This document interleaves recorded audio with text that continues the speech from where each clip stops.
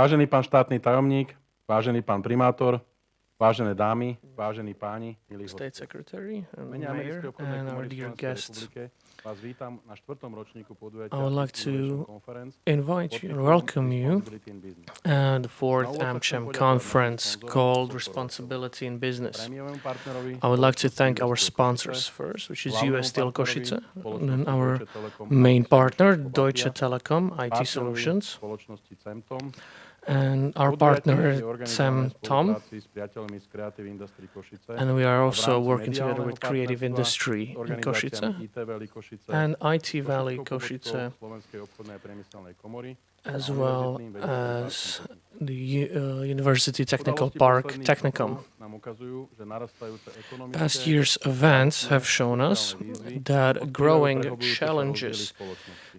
show Zodpovedné a príkladné the vedenie differences vnímame ako in neoddeliteľnú society. súčasť riešenia problému a Now, cestou we need spoločnému proper úspechu leadership naspäť. to deal with this problem Podľa and nedávnej for our štúdie success. spoločnosti Accenture vníma So, po prvej based vlne on pandémie a recent COVID-19 až study, 67% which respondentov showed potrebu that posilnenia podielu zodpovednosti 60% of súkromného sektora v respondents spoločnosti feel a that there needs to be environmentálnych a otázkach. strengthening in the Ešte responsibility of prekvapujúcejšou sa môže leadership zdať in the individuálna society. rovina, kde zhruba každý druhý opýtaný Now, respondent súhlasí, že as otázka well as etiky, roughly 1 in 2 workers udržateľnosti agree that the a ethical, morálnych hodnôt sa sustainable pre nich and stanú moral po skončení values pandémie ešte that dôležitejšími. businesses hold will become Dnes preto more budeme important to diskutovať o them vysoko after the relevantných COVID-19 otázkach pandemic. zodpovedného vedenia, Now, we podnikateľskej are also zodpovednosti going to talk voči about spoločnosti, sustainability budúcich and the generáciách need for inovatívnych responsible podnikateľov leadership, a sociálnych as aspektoch well as the social inovatívnych technológií. aspects of innovative technologies. Nachádzame sa v zložitých časoch, We find ktoré ourselves volajú po in very zodpovedných challenging times,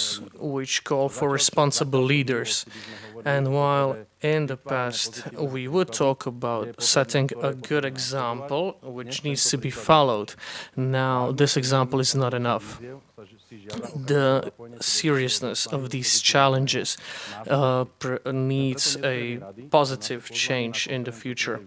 That's why we're very happy that multiple personalities that strive for this change have accepted our invitation. So one of these people is Mr. Matúš Valo, the mayor of Bratislava. And I would like to invite my colleague Martin Mudrák to talk to you. Thank you.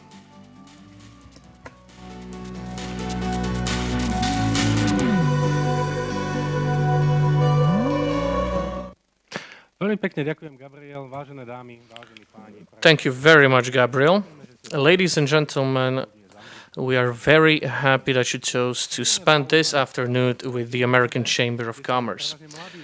We live in a time where young people try to choose their future based on their moral values. This involves where they work, for example. So it's my very big honor to welcome Mr. Matúš Valo, the mayor of Bratislava.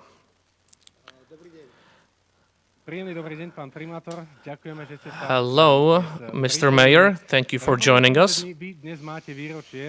So, as far as I know, it's your anniversary as mayor. So it's not exactly today, but it's usually between the 7th and the 10th November when I became the mayor. And this is my third year. Congratulations on the anniversary. We are again very happy you could join us.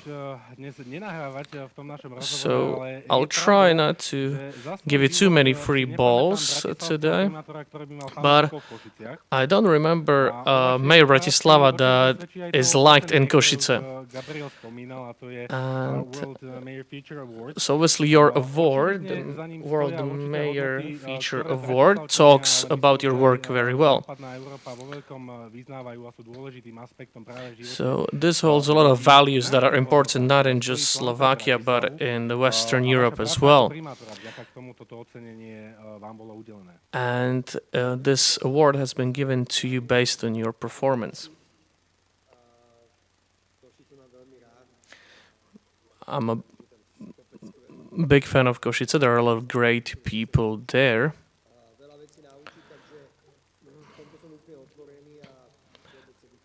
So, I like the east of Slovakia very much. Could you please repeat the question? Samozrejme. Na akých Of hodnotách, course. pán primátor, stojí teda plán pre Bratislavu a vaša So, práca ako primátora what Bratislavy, aj values vďaka ktorej ste teda dostali a do you vyhrali base the ocenenie plan for najlepší Bratislava on? Of course, I was very surprised by this award, but I was very happy with it as well. So our values have been clear from the start.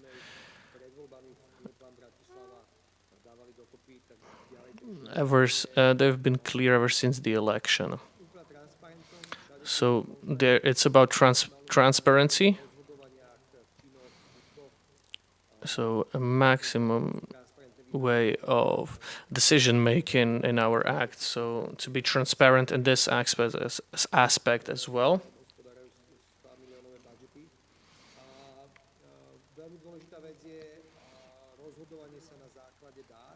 A very important aspect is decision making based on data.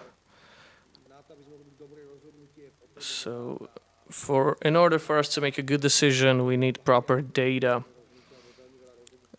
And these data can also affect our decisions, of course.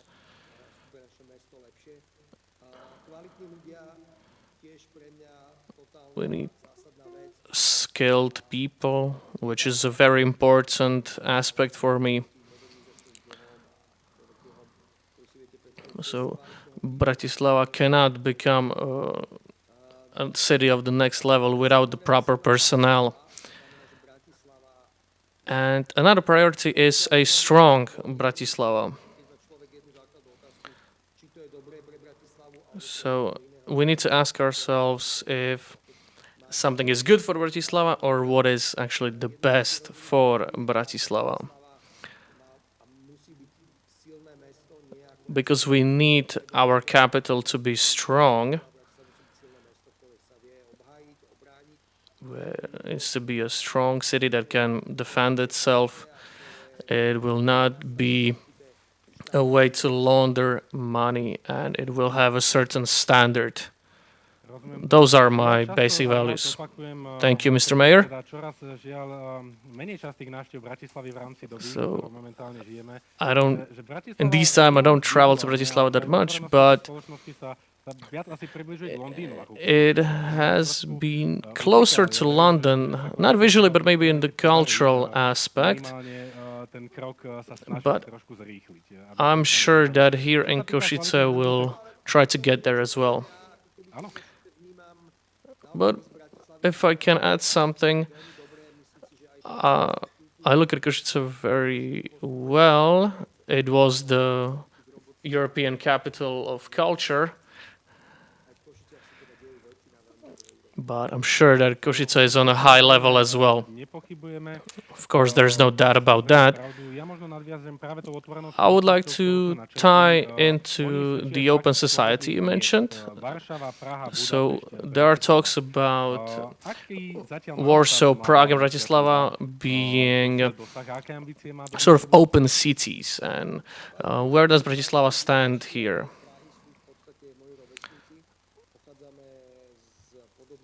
So the mayors of these cities are my peers, even though their background is more political, mine is more expert. But we focus very much on progressive values, and basically the values of the European Union and the Commission. And the project was based on these values as well.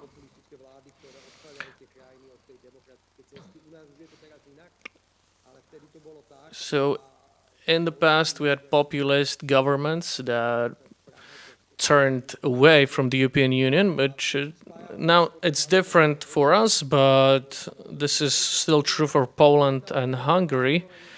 And that's one level, and the other side is a certain cooperation, let's say, with budget allocation for these regions, or trying to find good partners that can provide certain know-how for us. Plánuje sa pakt slobodných miest teda rozširovať? Majú v So, istom momente is končiť this tento? pact of free cities to grow? Treba povedať, že What needs to be said určite sa bude rozširovať. is that the pact will definitely grow. 20 cities have been added recently. For example, Amsterdam, Barcelona, or Florence. So yes, it will keep growing. Ďakujem veľmi pekne. Čoraz Thank you, Mr. Mayor. problémov je práve udržateľnosť.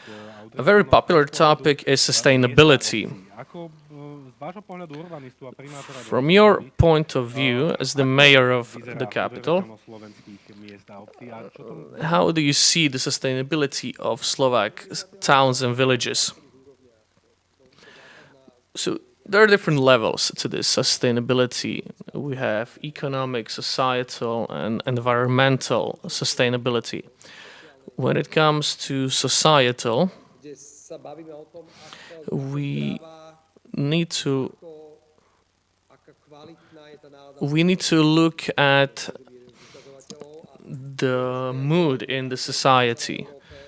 tá situácia je riadne skomplikovaná. So the situation right now in Europe and everywhere in the world is very complicated because of COVID. Máme príliš veľmi rozdielenú spoločnosť, So our society is very divided.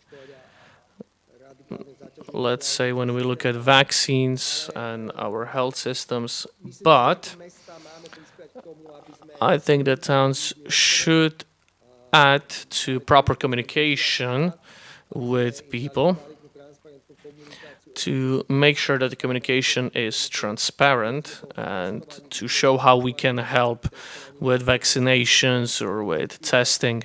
ale sú to funkčné veci, ktoré dobre fungujú a But these are things that work here in Slovakia, spoločnosti normálne.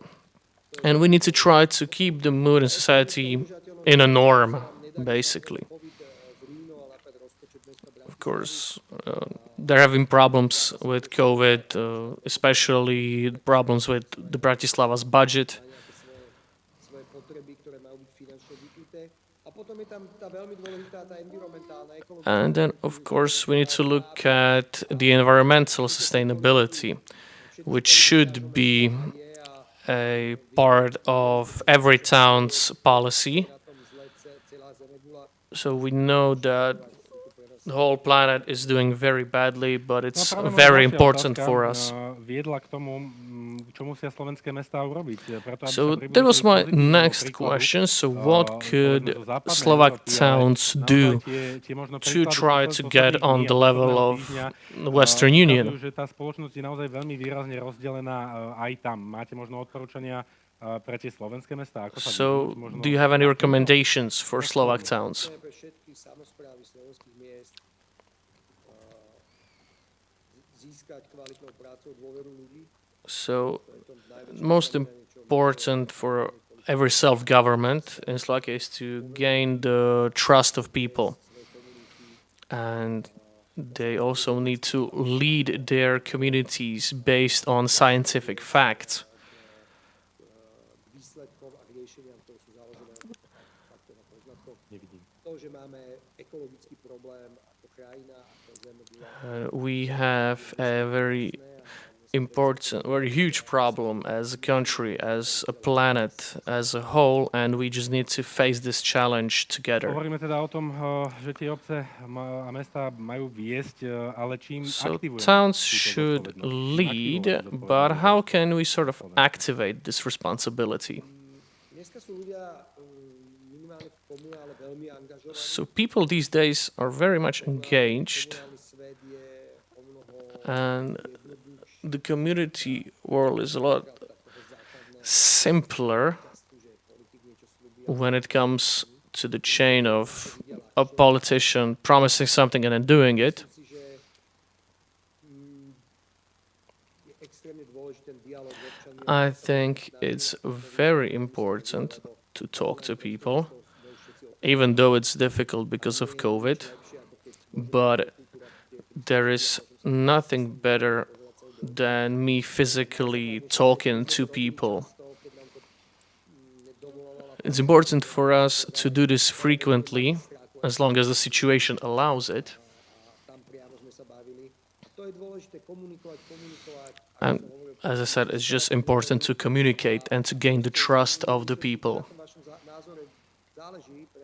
and explain to people that their opinion is important.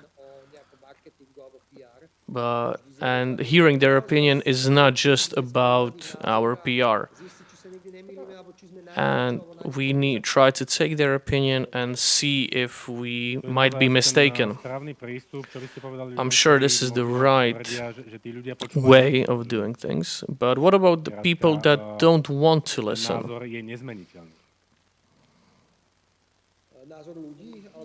I mean, the opinion of people or politicians? So the opinions of people. I mean, it happens to me as well. We are trying to make a little park. So we've proved that it will provide more greenery and more trees. But there are still people who think it will do the opposite. And we just keep going in circles with people who will criticize everything.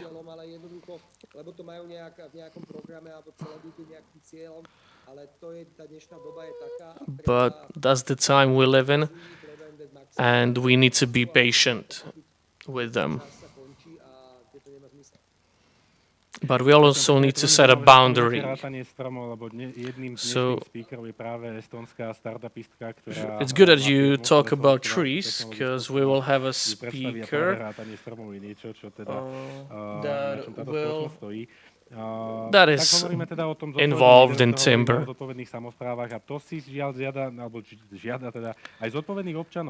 So this also needs responsible citizens. So should leadership come from the upper ranks or the lower ranks, as to say it?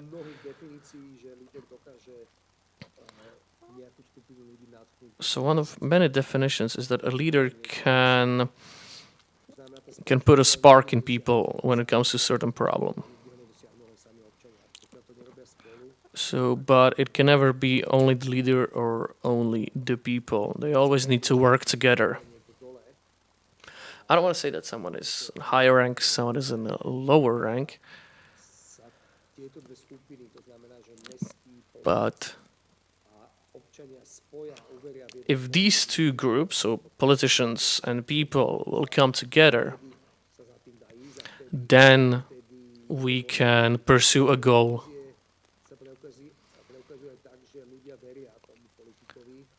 And this shows itself in a way that people start trusting the politicians, and they believe that it will result in a better life for everyone. Debatu práve s košickými aktivistami, kde teda padla otázka veľmi podobného charakteru, a to je tá, že kdežto, keď sa pozrieme niekde do Slovenska alebo inde v Európe, tak často vydávame veľmi silnú občiansku zodpovednosť, kde tí ľudia automaticky recyklujú, prispievajú teda k zelenšiemu chodu svojho mesta a pristupujú skrátka k tomu tejto stránke veľmi zodpovedne. Kdežto možno, a práve na východe Slovenska to je pomerne taká čerstvá vec, že tí ľudia nie sú možno ešte tak vyslovene zvyknutí tú zodpovednosť ako keby životnému prostrediu prevziať do svojich rúk. A často sa opakuje aj ten argument, že kdežto tá západná Európa a vyspelejšia Európa už si mala možnosť užiť ako keby ten komfort a luxus, ktorý prichádza s určitou životnou úrovňou, tak pre Slovákov a východných Slovákov je to stále ešte pomerne nové a ešte sa necítia byť povinní zaťažovať sa takýmito otázkami. Preto možno otázka, keď sme hovorili o aktivácii zodpovednosti v lídroch, ako pomôcť zodpovednosti a aktivácii zodpovednosti práve u občanov. So how can we incentivize responsibility with people? So I try to lead by example.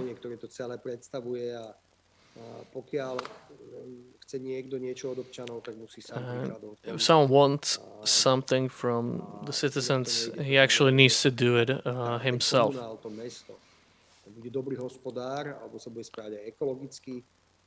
So if someone will act in an eco-mindful manner, I'm sure it will provide an example for the people. Máme rozbehnuté teraz prvú mestskú časť, takú pilotnú na Brko, na kuchynský odpad. For example, we are starting a new program for kitchen waste in Bratislava. I think we did it very well, and 85% of families have actually taken a hold of these appliances. And they actually are putting an effort in. So again, it's about communication and actual work of the self-government.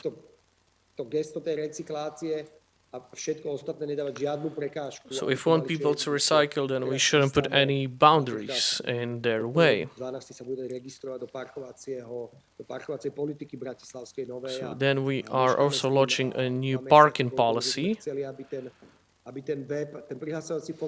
We actually wanted to make the registration so simple that it will only need the basic information from the people. So to make sure that people don't need to scan anything and so on. Pán primátor, otázka, možno príklad, ktorý sme mali možnosť nedávno taktiež vidieť v Estónsku. Môžu byť mestá na Slovensku manažované ako zodpovedné, ale taktiež profitabilné podniky? Je toto na Slovensku možné? Towns in Slovakia be seen as profitable businesses. I think Bratislava is an example. So we liberated the city, the self-government from personal interests. So we had the so-called mafia here in the past years. But now every board member is a full-time manager for a certain region of the city, and we haven't had anything like this in the past. So each of these people has certain KPIs, and suddenly a business that was in the reds for a long time is now profitable. Ďakujem, pán primátor. Možno otázka z opačného súdka, keď sme sa tu bavili možno o oddeľovaní toho privátneho od toho mestského. Ako funguje medzisektorová spolupráca pri dosahovaní vízie úspešného a udržateľného mesta v Bratislave? So what's the vision for Bratislava as a sustainable city? Akú rolu hraje napríklad taký privátny sektor a akademická obec v Bratislave? So what role does the academy or the private sector play in this endeavor? So now we have a company that wants to help Bratislava and they want to support the city, and we are very happy to get this company to work here. Rozumiem, že aj v rámci plánu hospodárskeho a sociálneho programu teda Bratislavy hraje privátny sektor pomerne dôležitú úlohu aj v narábaní s eurofondami. Môžete nám možno trošku približiť rolu súkromného a tell us a bit about the role of the private sector in the creation of this program? I think you mean program 2030?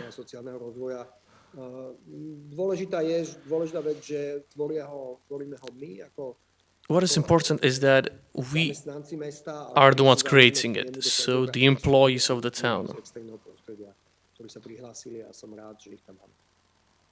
Ďakujem pekne. A možno posledná otázka, pán primátora, to je, aká je rola magistrátu hlavného mesta v rámci bratislavského inovačného ekosystému? Akú úlohu hraje mesto Bratislava pri rozvoji inovácií v Bratislave?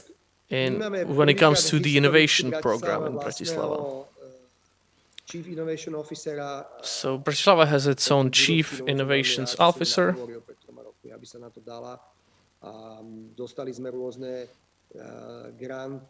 And we received various funds when it comes to innovation teams from Harvard or London, and they work with us on certain manners.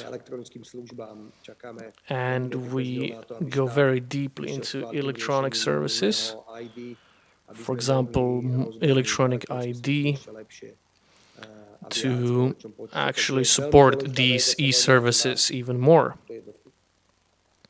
Pán primátor, ja vám v tomto momente veľmi pekne ďakujem. Veľmi si ceníme Mr. Mayor, I vašu would like to účasť thank na you našej very konferencii much Innovation for 2021. your attendance V tejto at this chvíli sa vám conference. musím poďakovať a mám opäť česť predstaviť ďalšieho And it's hostia. my pleasure to introduce the next guest.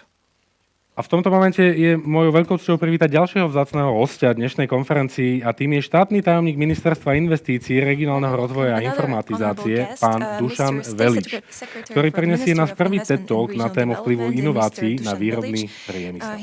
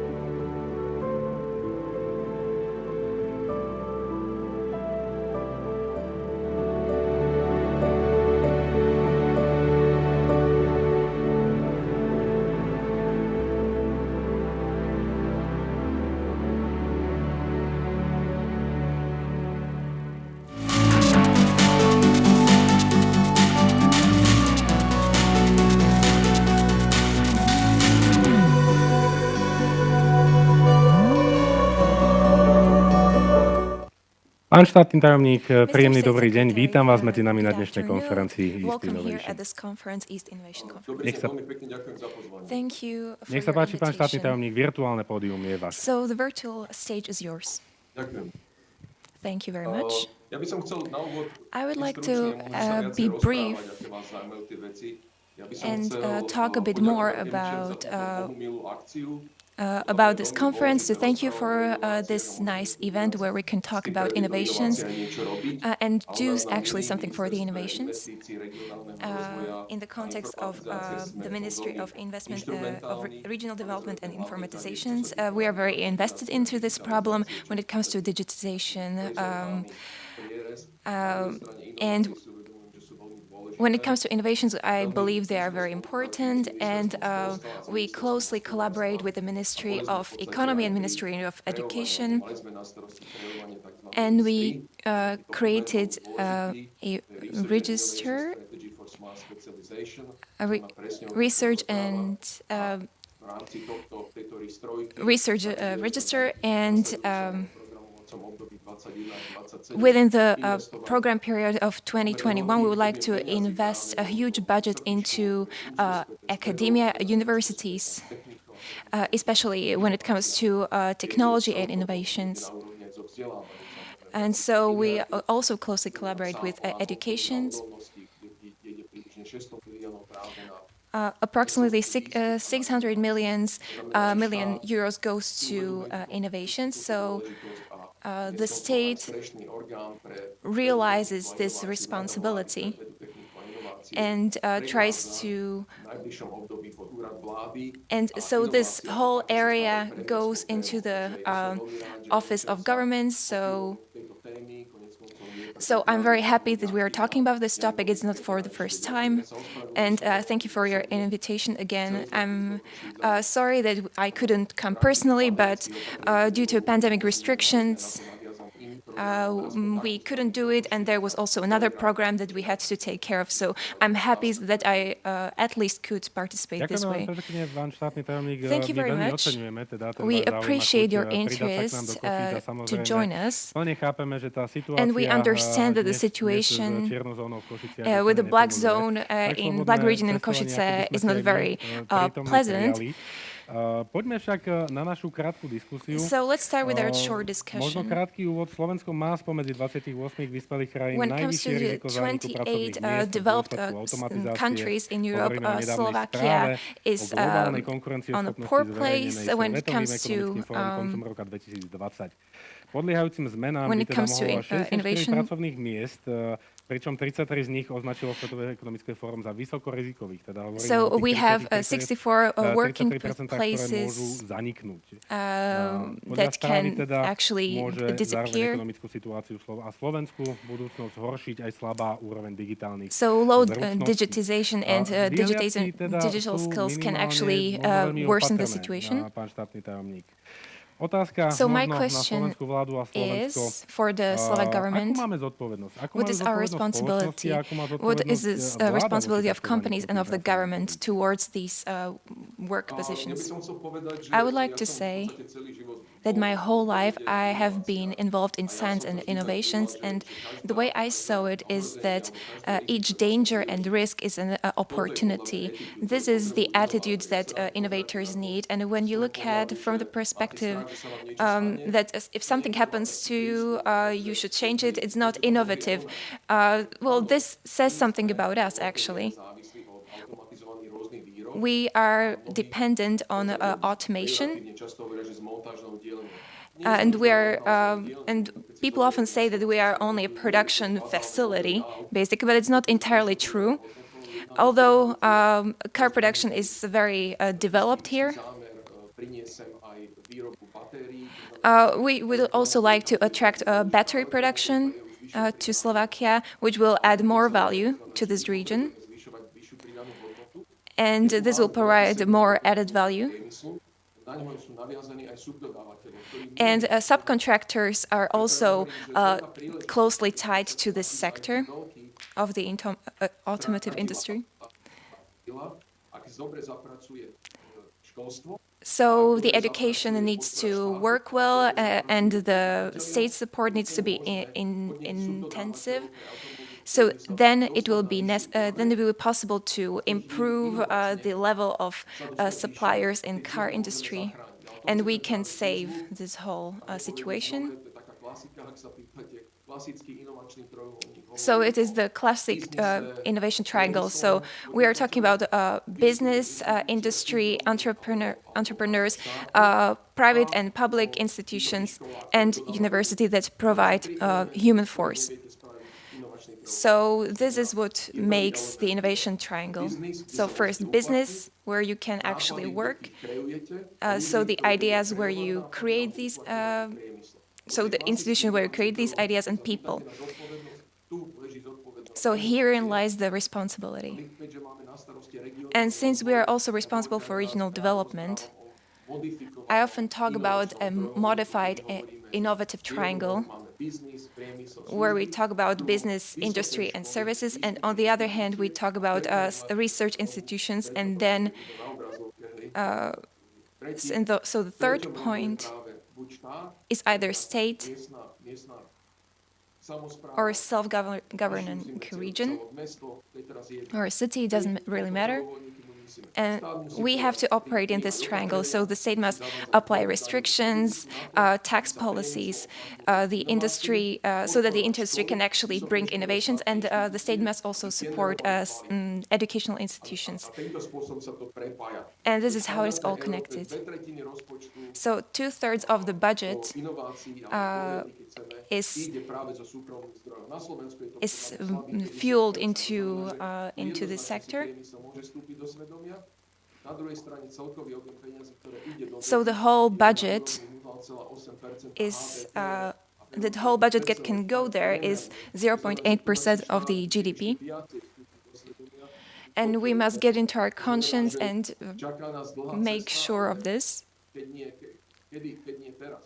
So when to start, if not now? We are lacking behind for 10 years, and our quality of life is stagnating. So in extensive approach, we cannot produce more cars, but we must move to an intensive approach. So we must change suppliers to bring them more added value so they can also provide services for other sectors and for industrial concerns. So the vision is well outlined. It is necessary for the state and for the private sector to fulfill its role. Mr. State Secretary, I really like what you're talking about. The innovation triangle is a very popular topic, especially in East Slovakia. I have several questions when it comes to your opinion. First, even though we are talking about the fact that the willingness at all 3 points is necessary. And I will mention experience in all these 3 points. I believe that your insight helps you with this issue. So first, my question is if the willingness exists, why doesn't it work? And the private sector says that the problem is not in them, but in the public sector. So what do you think about that? Well, I wouldn't like to give the impression that everything is perfect. I think that conceptually it is clear. But truth be told, it doesn't work. When it comes to research institutions, schools, they all talk with a different language. Ministry of Education and Economy. And in the whole government, there was no section that was able to teach these 2 points to talk in the same language. It is often caused by the fact that universities haven't really understood their mission. And this is no secret, as our political party Za ľudí, we have told that there are 2 excellent research centers, that means Košice and Bratislava, and then we have dozens of universities with reasonable regional level,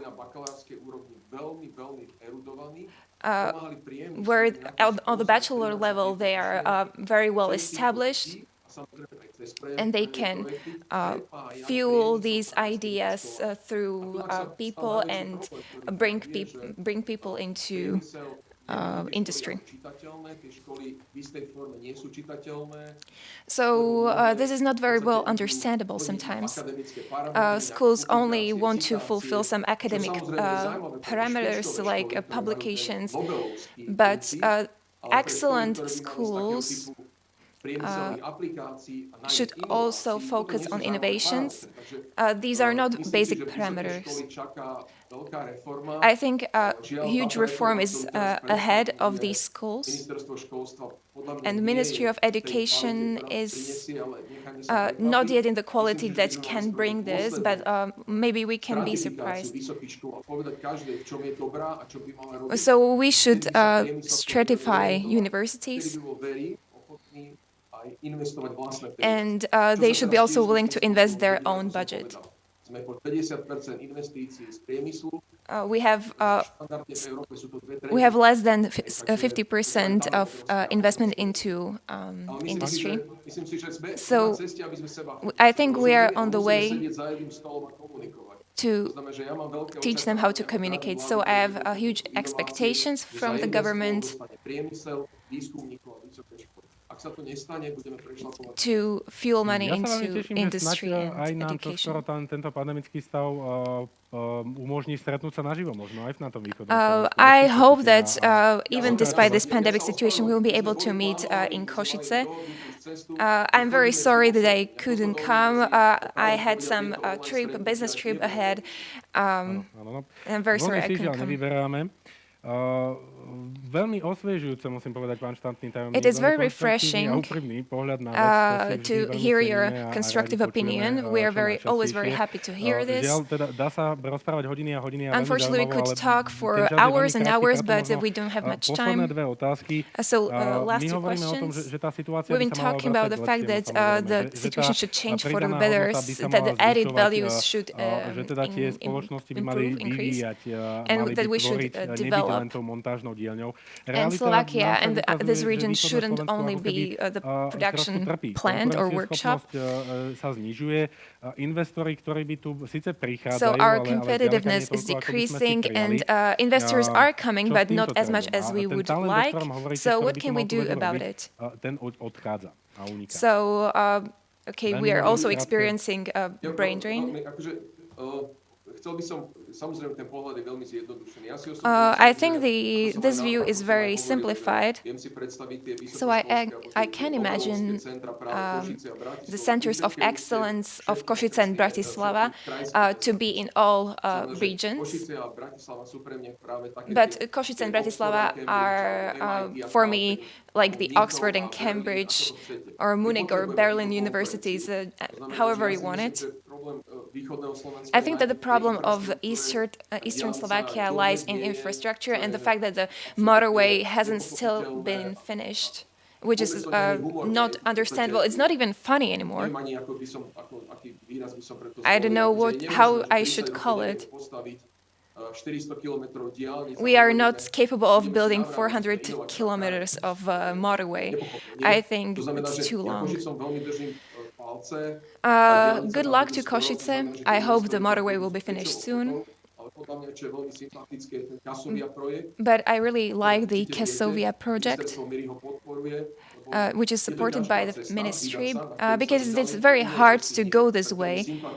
So this is why I really like the fact that all three universities chose to join a one whole to become a one Kesovia university. And in Bratislava there will be a Bratislava university. That would be my dream, to make our system more dynamic. So this project is very interesting for me. And it could drive innovation through universities and start with added values. And through spillover, these positive cases will go further. I think this will bring great fruit. I think in maybe 5 to 10 years, this will bring great results, but we must surely take this path. And this is a chance for whole East Slovakia. So we're talking about new industries. and it's supported by the AmCham. So maybe last question. The role of the state in the support of innovation system in the whole country involves financing. So when it comes to grant schemes, we've been talking about them for several years, not in a very good way. So there is problem in using these grant schemes. So in what position are we now? So we have to look at it in terms of two stages. Approximately 8 billions are from the previous period. Since 2021, we are finishing our operational program, and so the first funds could be active next fall. And in 2027, the processes will surely facilitate. And so the whole ministry is facilitating this process.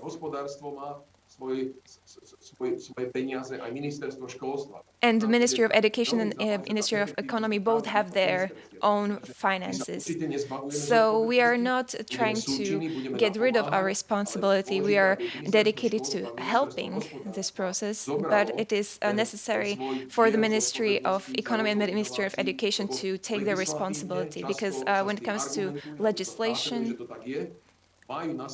they are responsible for research and innovation. In Ministry of Investment, it's just a small segment that we adhere to when it comes to regional innovations. But these two ministries are responsible for reconsidering their functioning. So I don't want to criticize my coalition partners, but this is also what research agencies and the technical agencies says. So we can't really discuss this into much detail, but thank you for your time. I will look forward to our more intensive collaboration, hopefully in person, and hopefully without face masks. So we are looking forward to our collaboration, and thank you very much for your time. Thank you very much. Thank you for your invitation. We can sometimes have coffee. You know, the road from Bratislava to Košice is the same as from Košice to Bratislava. So, whenever we can go here, and I wish you good luck. And thank you very much. We've been saying that it's not very funny, but there is a sort of a motorway leading to Bratislava. So thank you for the interview. In a short time, we are going to have the first panel discussion. So thank you.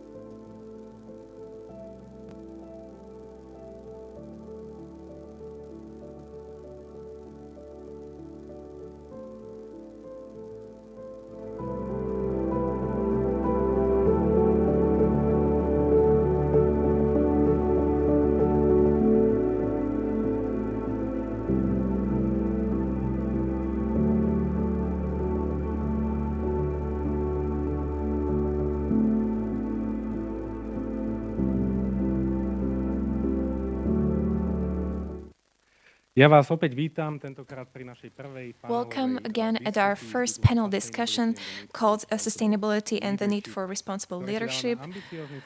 We're looking to respond to several questions about the state of society in Slovakia, and especially how to activate responsible leadership in Slovakia. So let me introduce our our interviewees.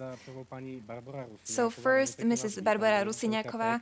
She's the director of PKO Prešov and Open Lab in Bratislava. And you will also talk about your experience from Denmark, so thank you for your invitation. Mr. Jaroslav Grigar, who is a senior HR manager in Whirlpool and also an executive director. And Mrs. Martina Kolesarová, who is a managing director and co-director of the Pontis Foundation. So thank you for your time. Hello, thank you for the invitation. Since we only have 45 minutes for this interesting discussion, we will go quickly to the questions. So Martina, we have a very nice opportunity to learn about the current state of the society from first hand. So you have been working on the research. So can you tell us something about it, about responsible entrepreneurship? So it is a complex question. First, I would like to start with the fact that with what it actually means to have responsible business. So we often talk about supporting communities and philanthropy, but we must know that responsible entrepreneurship concerns corporate strategy and collaboration of the corporation with its employees, as well as other stakeholders, such as supply chains, customers. And if I could summarize this in the current situation of COVID-19, and not after the pandemic. Unfortunately, we are not going through easy times, but the state of companies is based on other institutions, is quite okay when it comes to compared to other institutions.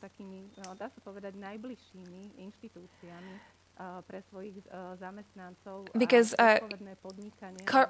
responsible entrepreneurship and decisions are on their everyday work basis. Even small decisions in companies are important, and they are closely linked to the public administration and the link for employees. At the same time, we are in a situation that, according to the latest Globsec data, people don't trust institutions. Actually, 75% of people believe that the government is not dealing well with the pandemic situation. And we are having a misinformation pandemic. So in companies, we see that the pressure on companies when it comes to their leadership is also huge in this context. We need ambassadors of rationale of reason in companies. And when it comes to your question, when it comes to the current research,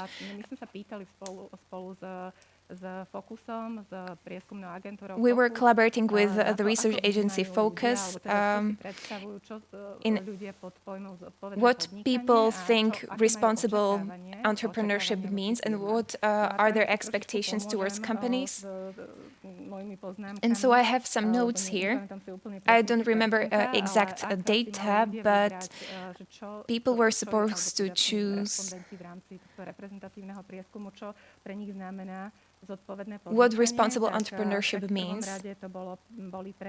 Firstly, it was healthy working conditions. So you now can see actually the expectations of most employees. And another important aspect was responsibility, and so we now see that it is necessary for companies. And in several studies, this has appeared as on the first place as the most important aspect. And the next aspect that our citizens considered important when it comes to responsible entrepreneurship was the balance of work life and personal life. So, in my opinion, but also according to the information that we receive, this could also be affected by the pandemic, by the fact that people had to stay at home. And this brought also negative, not only negative, but also positive aspects. And people realized how family time is important for them. So, in brief, so our priorities changed. People are more susceptible to make decisions based on their personal values. Yaro, we have a unique employer here, and officially awarded by the award of the employer of 2019. To, čo spomínala Martina, že teda tá Martina mentioned dôvera v podnikateľský sektor that ako keby rastla, the pričom ten trust verejný padá. in entrepreneurship is increasing while it is decreasing for the public sector. So what do you think about this? So I can talk about the research results, and when it comes to responsible entrepreneurship, is important for us for decades, because Whirlpool will celebrate its 30th anniversary in Slovakia. It is very important for us, for employees to feel safe, engaged, and motivated. And we have a well-developed policy of responsible entrepreneurship where we involve all levels of employees. So we deal with it centrally and globally, since we are a US company.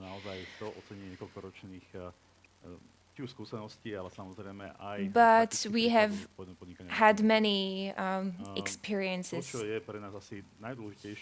What is the most important thing for us is safety at workplace. It is the #1 priority for us. The employee must come home in one piece, and he must feel safe. So safety is important in every aspect. But not only in our production plants, but especially at home. And we are trying to communicate with our employees even in these pandemic times. So there are some workers that have been at home for 2 years. And we try not to lose contact with them and to keep them all their benefits from the workplace also in their homes. But you wish that they will come back. Yeah, I surely wish that.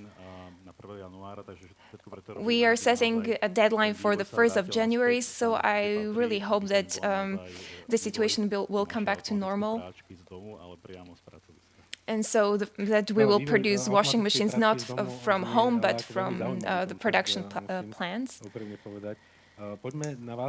So let's continue with Barbara. Your life story is very interesting. I would like to hear more about it. So you wanted to study in Denmark, Prešov, Denmark, Copenhagen. These are a bit different worlds. So what we want to hear is about your experience, but also how your departure and return happened. So you conducted, you dealt with Open Lab for several years, and with your colleagues in Sapie. So what motivated you to return from Copenhagen to Slovakia and then back to Prešov? So thank you very much. So I like how you called it that the return to Prešov was more dramatic. I really agree with it. I worked abroad for 5 years in Denmark. I had an interesting job. But at one moment, a higher decision caused that, okay, in my team where I worked with, with some 130 people, we had to let some employees go. And that's when I realized what is important for me. Even though that the work was well paid, it was secure, I had many benefits, I really started missing mission and purpose and why I actually work. So when a young person wants to work, he's willing to work a lot and he starts thinking about for whom and why. And I was approached by a non-profit organization that tried to contact people who left Slovakia to come back home. And so I joined the SAPIE organization. And I started working on something that had the potential for development of a country that I consider to be my mother country. And you didn't really leave this country even despite the kilometers away.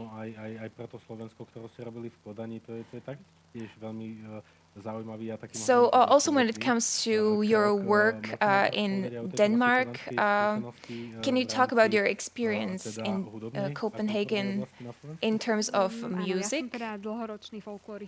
Yes, I'm a folk musician and I try to stay in contact with this culture because my experience was a bit better than those of colleagues who actually played in these kind of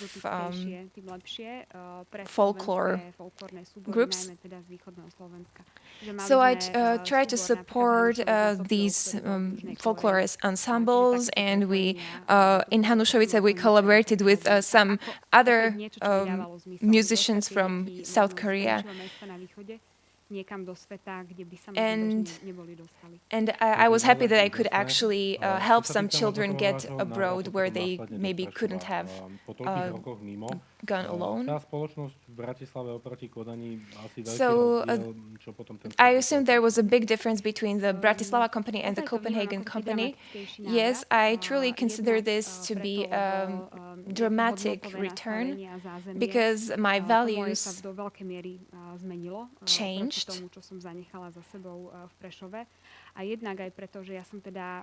And also because I joined the public sector, which is a very specific area.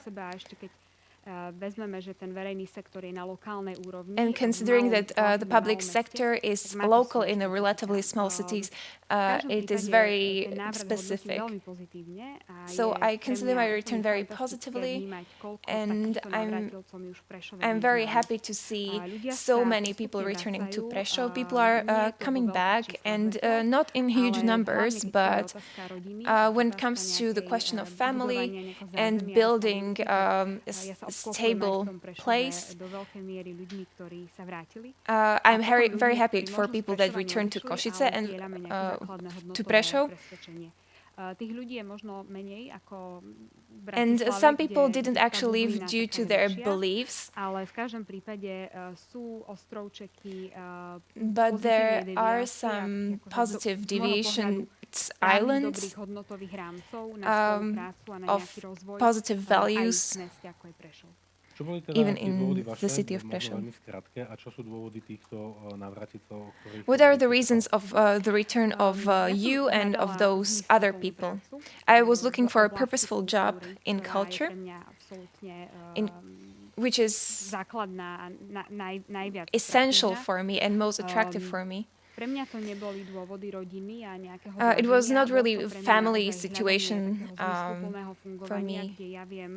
I was looking for some purpose where I can contribute with my experience and with my skills.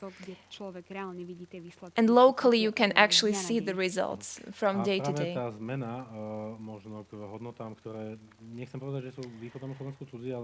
When it comes to values, which are maybe new for some in Eastern Slovakia, I would like to ask Martina, what kind of society are we today and what kind of society do we want to be? So what are the differences between Bratislava and the Eastern Slovakia? It's not very simple, especially if you look at the current situation. We cannot avoid pessimism. We are a hurt society and divided society. As Barbara said, a part of our job is to search for islands of positive deviation. But I would say there are so many islands like these. We are leading a platform, a business leaders forum, where we have almost 50 responsible companies that employ thousands of employees. And we try to support innovators in the citizen society. So sometimes I am wearing pink glasses, I can say. The pandemic has led to not only health consequences, but also to greater consequences for the social and economic situation. So we need to focus on these. This is the most important thing for us. So this is the response to the question, what kind of society we want to be. So I think that if we want to get out of this situation as victors, and with dignity, we have to scrutinize the consequences of pandemic that are here and those that have actually worsened. Because some of these problems have been actually here before. So these includes problems in our approach to education, or the issue of homelessness, or access to health care. So we need to scrutinize these areas. And maybe I will return to one point that I mentioned when it comes to companies, which are very responsible in this pandemic crisis. And many reacted to acute problems caused by the pandemic. But we are still trying to emphasize that we must look at problems that have been here for a long time, which are systematic and which are complex and are not dealt with and cannot be dealt with easily. And this is where we have to join our forces. You have mentioned that COVID has changed our values. So which values have actually changed? What did the pandemic reveal? We can come back to the study that I mentioned.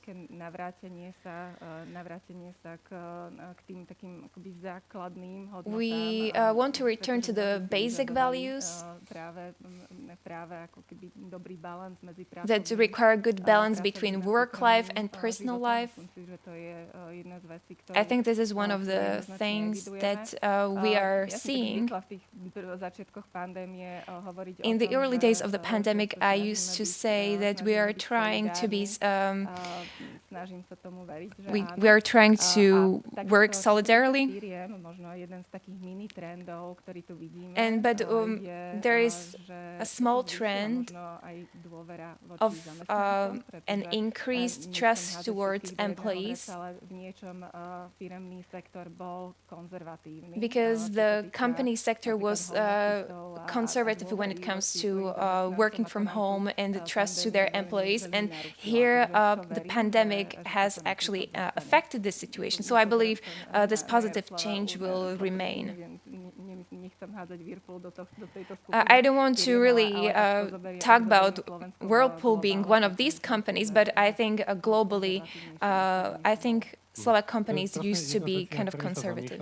Že tá vláda je tá zlá, ten zamestnávateľ je ten So dobrý. government is bad, the employer is good. Tá vláda nám berie, tá vláda nám So the zakazuje government všetko takes a from tá us and práca nám restricts, dovolí. and Zostaň doma, work buď tam. Čiže nie je možné employers takýto actually veľký allow us to do rozdielny things. pohľad na vec. So this is Jaro, probably one poďme perspective v on the tejto chvíli thing. k tebe. Hovorili sme o tej spoločnosti, Yaro, o let's tom, come akou to you. spoločnosťou You were chceme talking byť, about o to, ako, society, about ako what kind of rozdielna tá society we spoločnosť want to na be, Slovensku je. and how Vy ako diverse spoločnosť ste the veľmi zaujímavým society is in prvkom pod Slovakia. Tatrami, ktorý tú spoločnosť aj aktívne sa snaží meniť. And so Aká je you teda are úloha also pre trying vás to v rámci change the transformácie society. spoločnosti a aká má byť podľa teba úloha And so privátneho sektora? what do you think the role of the private sector should be in this change?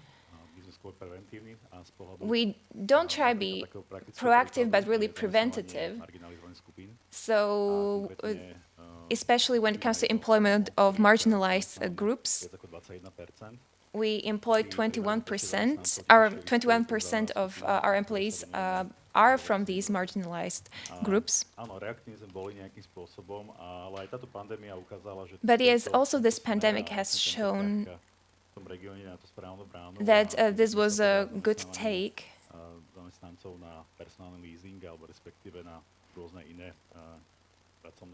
And so we try to get our employees to work through various types of employment. So it's also about stability to create good conditions for all employees. And the positive integration from the beginning has shown us that the direction and raising awareness that it is possible. Yes, this is the direction that we want to take. The annual increase of employing marginalized groups is 2%.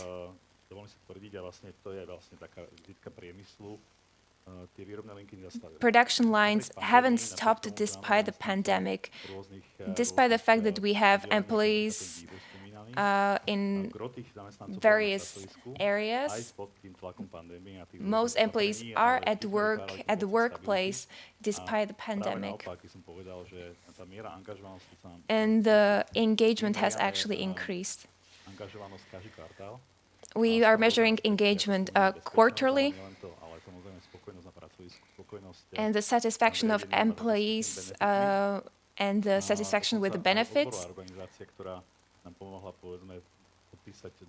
And a union organization has helped us sign a long-term contract. And this is an example of the fact that it is possible to work even in a crisis. And yes, that it is true, we can say that employee is more important for us because employees, there is always smaller number of employees. But we decided to build a training center where we train all of our employees. Not only because we want to be an example, but because we really need to work well at the labor market and improve in the Slovak labor market. So this is a message from us, from our industrial park in Poprad. It is not no longer only about production lines, but it is also about positions with added value. And their number is increasing. So we would like to show this example to conservative companies. Tie krvočeky tam sú, je výborné, že sa, hovoríme o 21% teda minority, ktorá took about 20% of the minority that has been creating the Whirlpool trademark. So there are even people out of the 21% that develop laundry machines from home. So 7 years ago, we started with certain hygienic measures, and we try to educate our employees. We try to help them in any way they can, any way we can. but it's about continuous education. Because there haven't been many things done with this group of people, but we try to give everyone the opportunity. Sure, it takes time, but some of our employees finish their high schools or even their primary schools. But if we take a person out of the so-called ghetto, and that's the result of our work.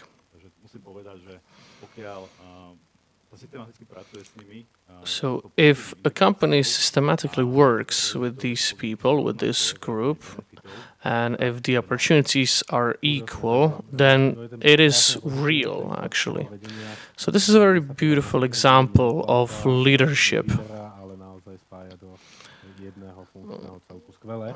Yes, that's amazing. Good luck with that. Barbara, we talked about leadership with positive change. So your chief motivation when coming to Prešov was to lead a change. So what were your expectations and what is the reality? So how easy or how difficult it is to drive the change in Prešov? So this is basically my first month back in Prešov. And then I found out that if I actually want to achieve something, then my expectations need to reflect the reality. So a young person, I was very fortunate to live in a country like Denmark, and I found out that my personal beliefs weren't worth anything in my current circumstances.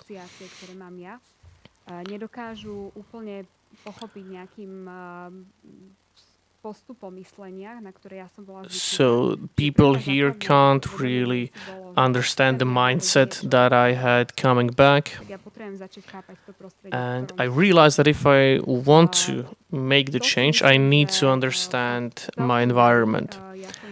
I think I've been fairly successful in that. I haven't let go of my ideals, but I am not so set on them anymore. And I know that I need to react to my circumstances. And I am very lucky to have the people and my colleagues at PKO that can actually listen and want to drive the change in the town. And we have an ever younger collective. And each person is basically an opportunity to grow the company and to change the town. But I have to create the discussion, not just force unnecessary changes.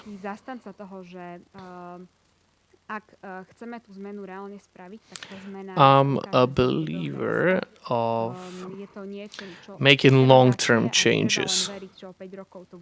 So we need to start something and kind of believe that in 5 years it might happen.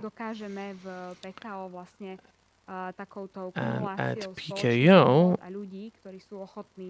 we can accumulate, or we believe that we can actually take small steps towards the change. A myslím si, že asi to nemá byť ani pomenované ako revolúcia, ale skôr ako nejaký don't think it should be called revolution, but a gradual progress. Častokrát to má takú negatívnu konotáciu. We like to compare ourselves with Košice, but it can be negative as well. So, for example, we can't catch up to 15 years of cultural development. For example, when Košice was the capital, the cultural capital of Europe, because Prešov hasn't had these opportunities. Well, my question was about creating these opportunities. And, well, I think that it's almost an accidental cooperation of the right people in the right place. So we know that in 2013 the race was very close between Košice and Prešov, and I like to think about what it would have done to Prešov, but the result made it that we need to deal with our situation in Prešov, and we need to take small steps and try to find connections to cooperate. So maybe even in Eastern Slovakia, if I can generalize, we don't really grasp the term of cooperation. In abroad, cooperation is the main factor in progress. And because here in Slovakia, people are usually used to relying on cooperation when it's too late. But I think it's also about trust between the actors here. So, as the mayor said, we need to cooperate and talk to people, communicate, even listen to an opposing opinion. And it is hard to listen to, let's be honest. But I really wouldn't like Košice to see Košice lose in 2013. I think it did a lot of good for Košice. It's interesting to see the view from Prešov, or someone that can actually be envious of Košice, because I think there's still a lot of work to be done here. So what is the role of the creative industry when it comes to change in society? This is a pretty general question. So I would say that we just need to build these bridges and try to create opportunities for a higher quality of life. Because people need a good job, but they also need proper opportunities what to do in their free time. But if we would specify this question for Prešov, I am sure that we need to start with cooperation on a local level.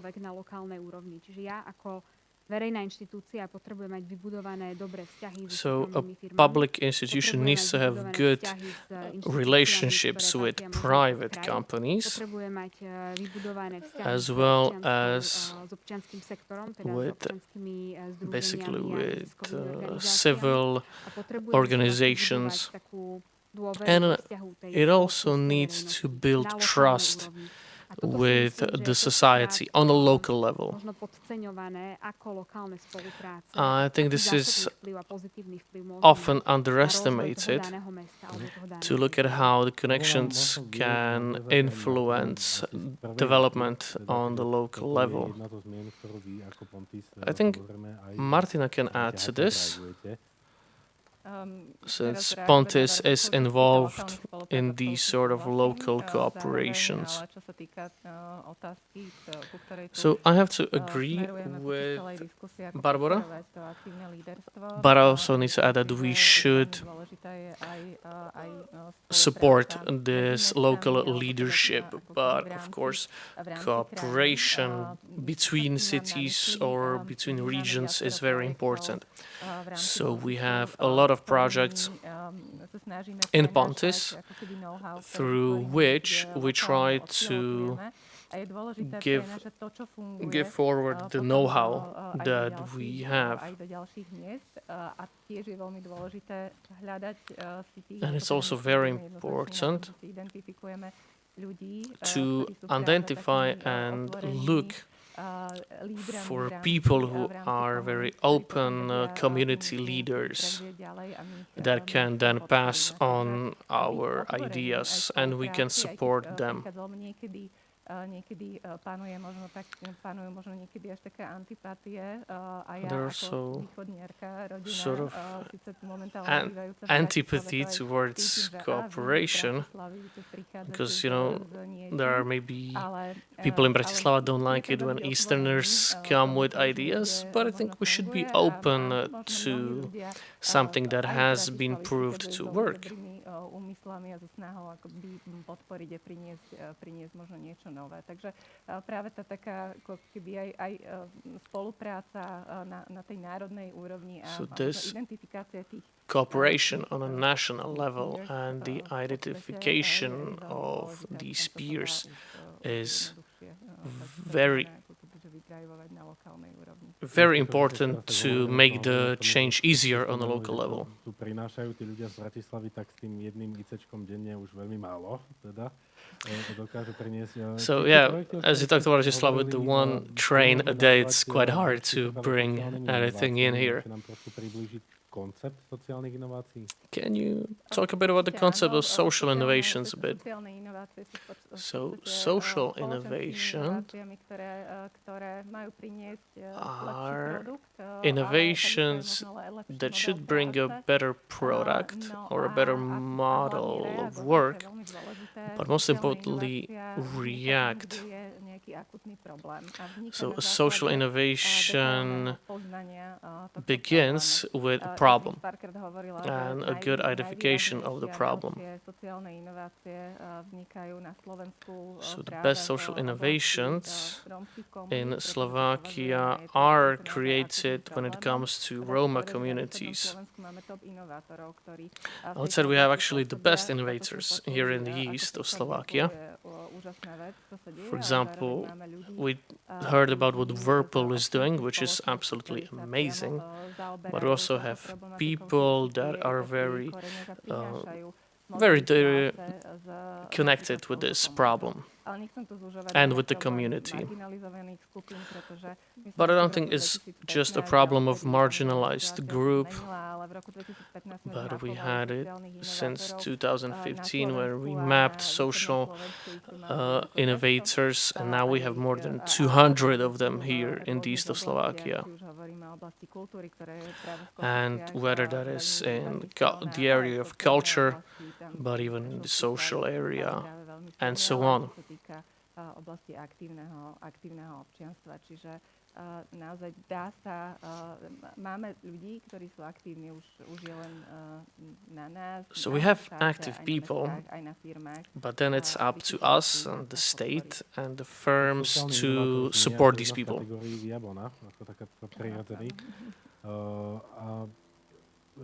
Ešte možno pripomienka našim drahým poslucháčom. So for all our listeners, you can ask questions through Slido. Even right now, you can see the hashtag through which you can ask your questions. So it's EIC 2021. So we talk about innovations, social innovations here in Slovakia. But Jaroslav, you are not just a social innovator. You are a strong voice when it comes to being responsible towards the environment. Can you talk about some of this initiative? Again, this is a global initiative, but it can be local as well. Again, it's something that came from us. We are very concerned with protecting the environment. We have our standards and our norms, and we want to bring the emissions down to zero by the year 2030.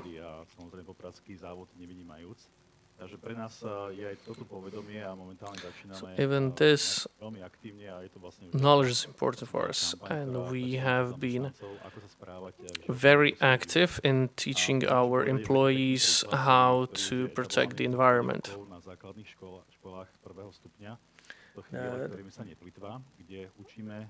So we've been going to primary schools, and we try to teach the students not to waste food. And it's It's a very playful method.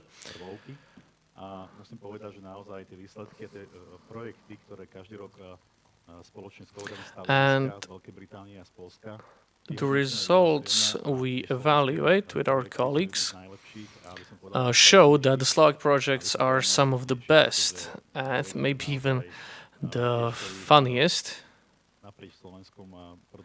because schools create various projects and the kids try really hard, and they even teach their parents on how to do the shopping, for example.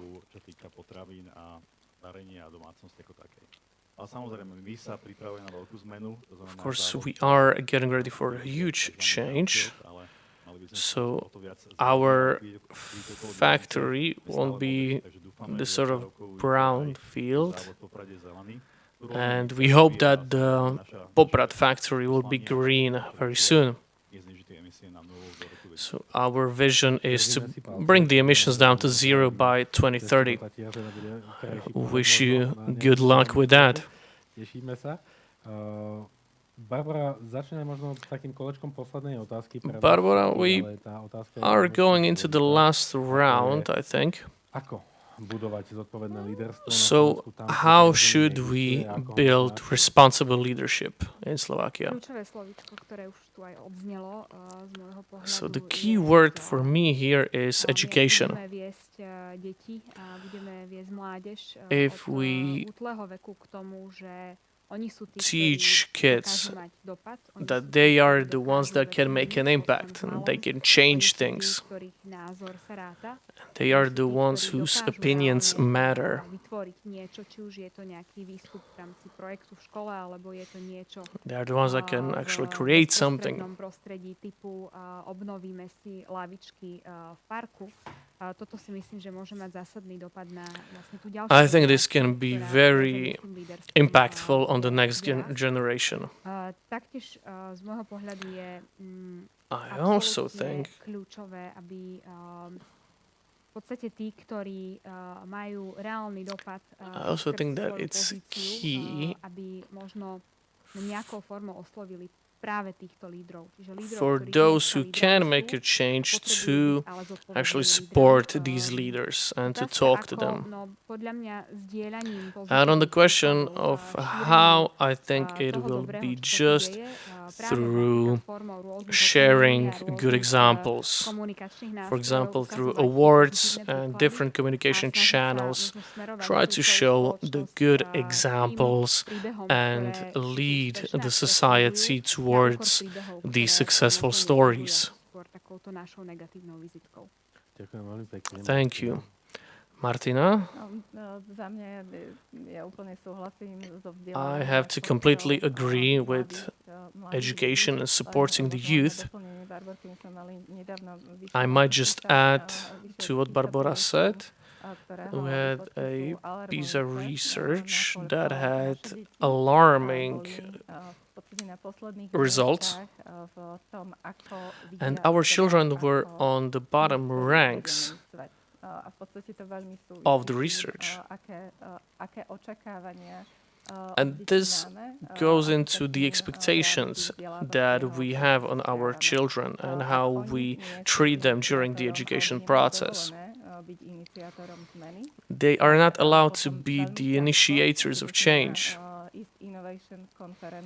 and that makes it very hard.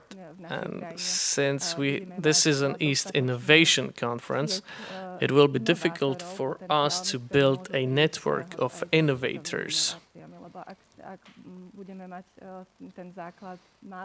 Because if the base will be small, it will be very difficult to create important innovations.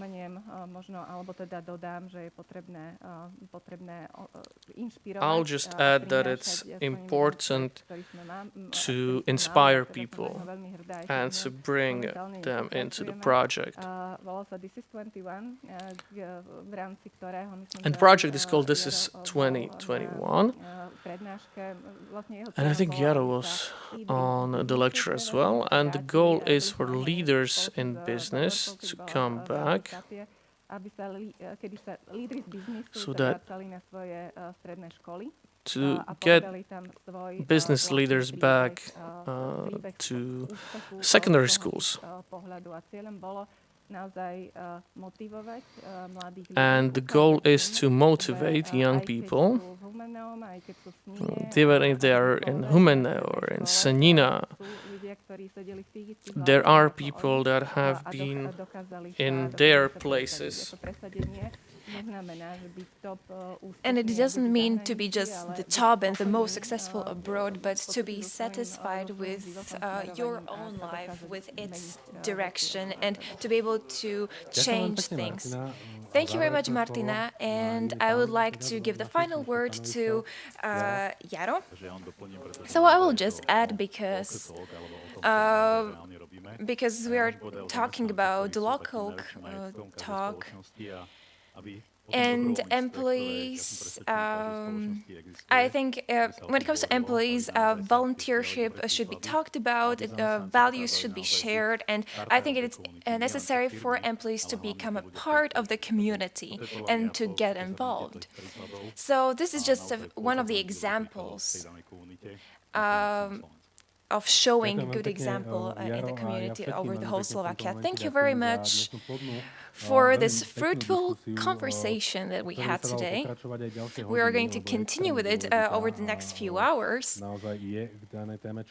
And there is much to say for this topic. I would just like to briefly summarize what we have said today, that the change must come in small steps. We must be patient. We cannot give up. We have to highlight positive examples, and not only highlight them, but also to be active and to be an active driver of this change, to work with the youth. And also, it is important to let young positive leaders to get in charge and do the change. What I really liked was cultivating positive destinations, positive islands of positive deviation. It was a very fruitful discussion. I'm looking forward to our collaboration outside of this conference, behind the camera. And we are going to talk about the development of this cooperation. Right now, thank you very much to our guests. And I have the great honor to welcome two very special speakers from abroad, and two Estonian speakers.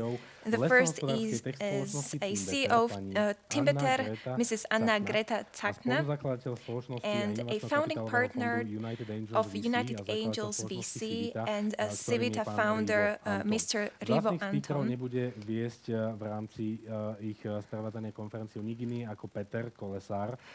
Peter Kolesár will be the moderator of the panel. It's a great pleasure to have you here today. The virtual stage is all yours.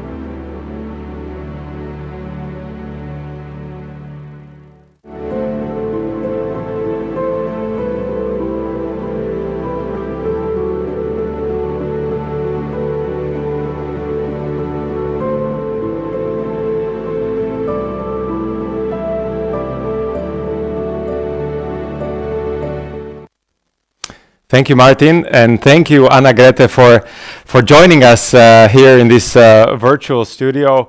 Can we hear and see each other? Yes, I can see you very well, and thank you very much for having me. Excellent. All right, thank you for coming, and the floor is yours. Good evening, everyone. It's a pleasure to be part of this great event, and hereby I would like to share the story of Timbeter and how we help companies to become more sustainable in their operations with the help of artificial intelligence. So I'm the founder and CEO of Timbeter. We started the company already back in 2013 and launched our solution globally in 2016. And I must say that when we started with the idea of our solution that the timber measurement should be easily done with the help of a smart device, then I would say that the sustainability wasn't really a topic as it is now. And of course, what I see is that luckily we have catched the train, so to say, on the right time. And now everything what has been lately discussed, also, for example, at COP26, it is something that we can contribute a lot. So I hope that my slides will start moving, but nevertheless, so just to give you an understanding what our solution does is that any person or company can easily download our application, make a picture of the pile or the container or the truck, and instantly get the number of logs, the volume, and the total and diameter of each and every log. So one who is not really familiar with the forestry sector might wonder, so why is it important? But the problem is that the forestry sector, which is highly conservative and having really long traditions, tend to be very non-transparent in its operations. And therefore, any number of the volumes or timber-related statistics tends to be pretty vague.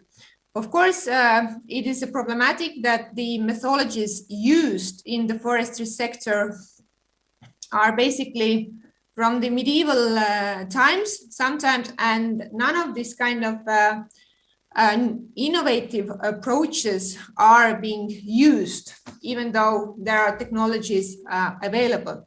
And I think why the kind of development of the use of new innovative technologies is slow is that the sector itself tends to be highly conservative. And I think when we started with our development, then our main goal was to speed up the operations done on the field. And what we really did is that each and every measurement was conducted in less than 2 minutes compared to the usual 45 minutes.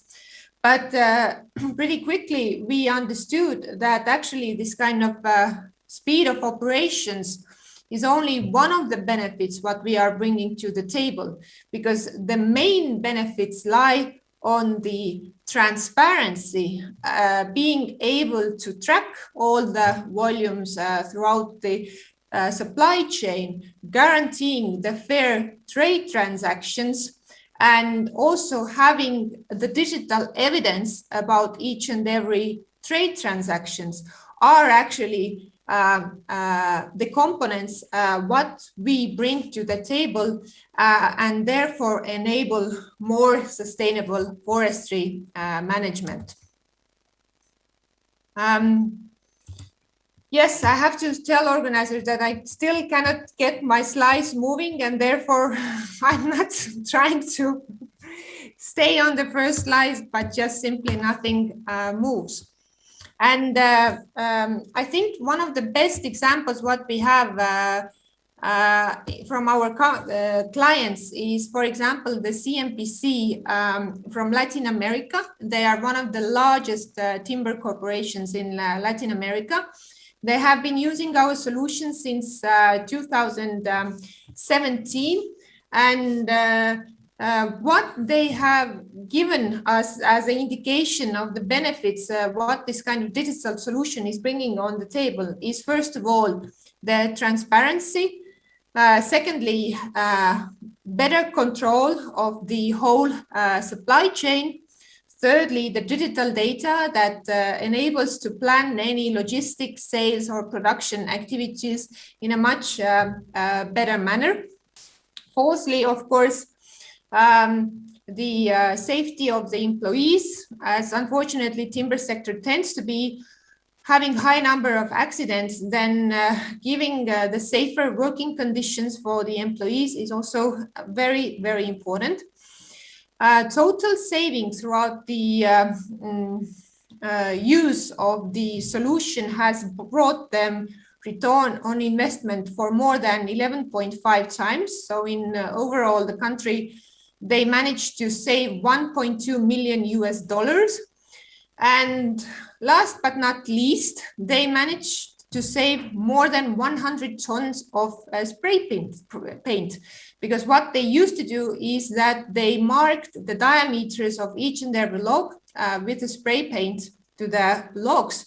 And as they had everything now done in the digital mode, there was no need to mark the diameters anymore.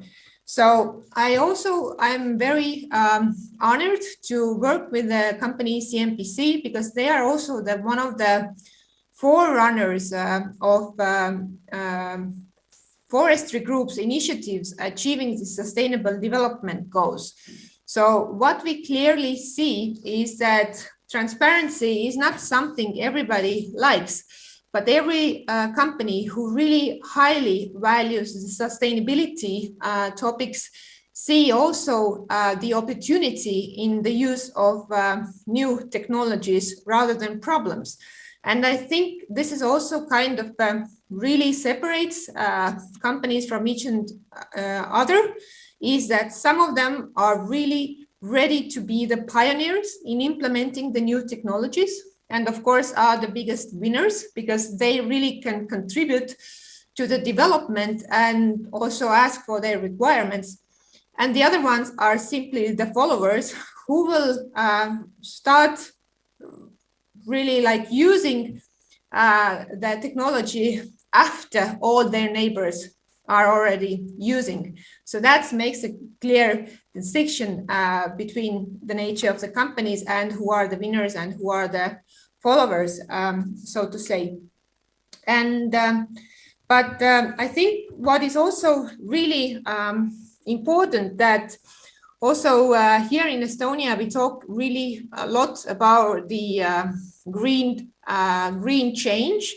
And I see that the digital tools are the ones who are allowing to make this green change in a very smooth way. So the goal would be to use as much as possible the new technologies and not to see the green turn as a problem or something very costly, but rather something that each and everyone can be part of and can benefit from. But being a technology entrepreneur, I must say that even though the new technologies exist on the market, then everything still depends on the people and on the processes. And it's all about either the political level or the CEO level in the companies who make the decisions so things can start happening.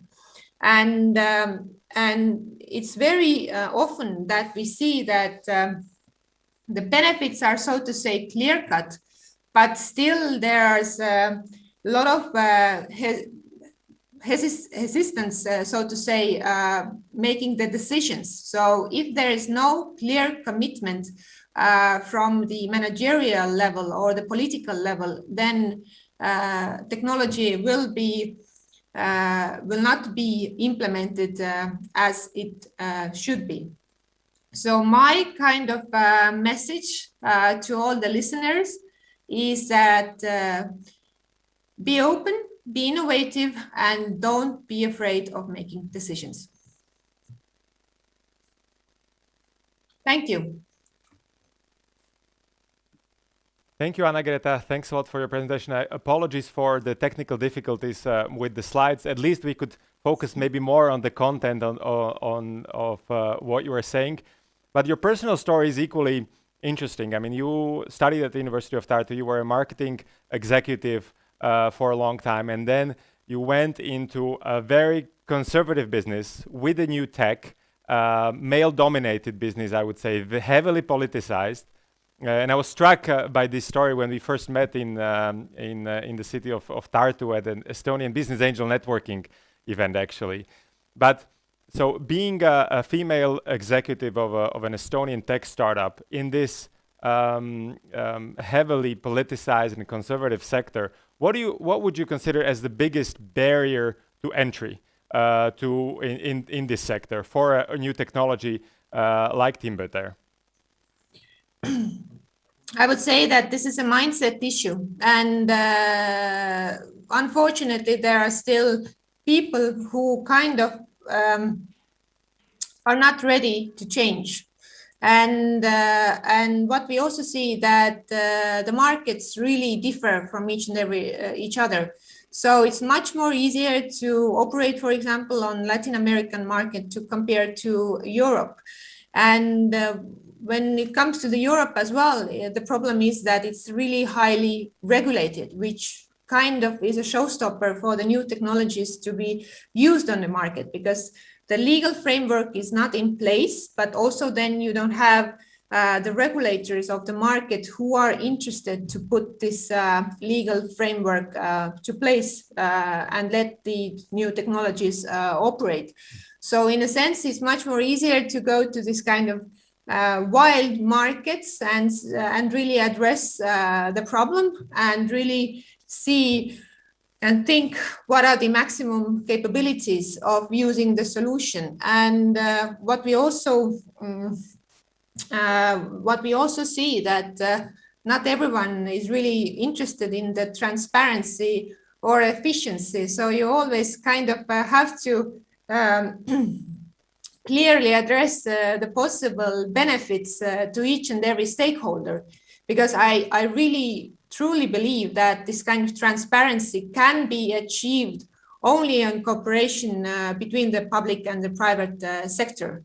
Otherwise, there will always be, for example, one against the other, and there are no results. So this kind of innovative use of technologies has to go hand in hand with the public and private partnership. Estonia is a small country, but with a very well-functioning startup ecosystem. Of course, Tartu is the second biggest city in Estonia, just like Košice, where this conference is virtually taking place. But how have you in Timbeter benefited from the Estonian ecosystem, from the support of other founders, of plenty of angel investors that might have supported you in the process? What is the maybe single most important thing that you benefited personally and as a company from? I think Estonia is definitely very lucky to have all the different startups operating as a part of the ecosystem. And I definitely feel the support on a daily level, because whenever there's some issue or question popping up, it's very easy to simply write to the founders Slack and get the answers. So we will always get the answers to any random questions, whether it's how to open up a branch in Brazil or how to get some contact from what kind of company. So definitely, I think we are all inspired by the good examples, what we have here in Estonia. And I'm also very happy that all these success stories are really kind of committed to help the other companies also to succeed. You are bringing transparency and responsibility in the wood sector. But my last question would be how to activate responsible leadership, let's say, across the society, across the business sector. Well, I think it's a $1 million question, actually. So if I would knew it, my life would be so much easier. But overall, I think that success stories inspire. And also at the same time, everybody is concerned about the forestry sector, especially in Brazil.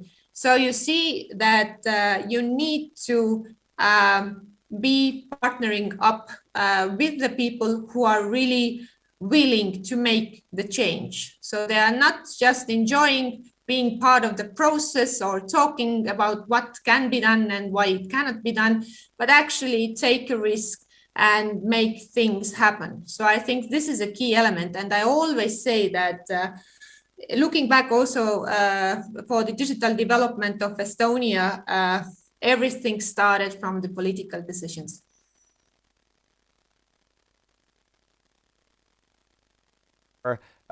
Your presence here at the East Innovation Conference in 2021. I appreciate your time, appreciate your answer, and appreciate your presentation. Thank you very much. Thank you.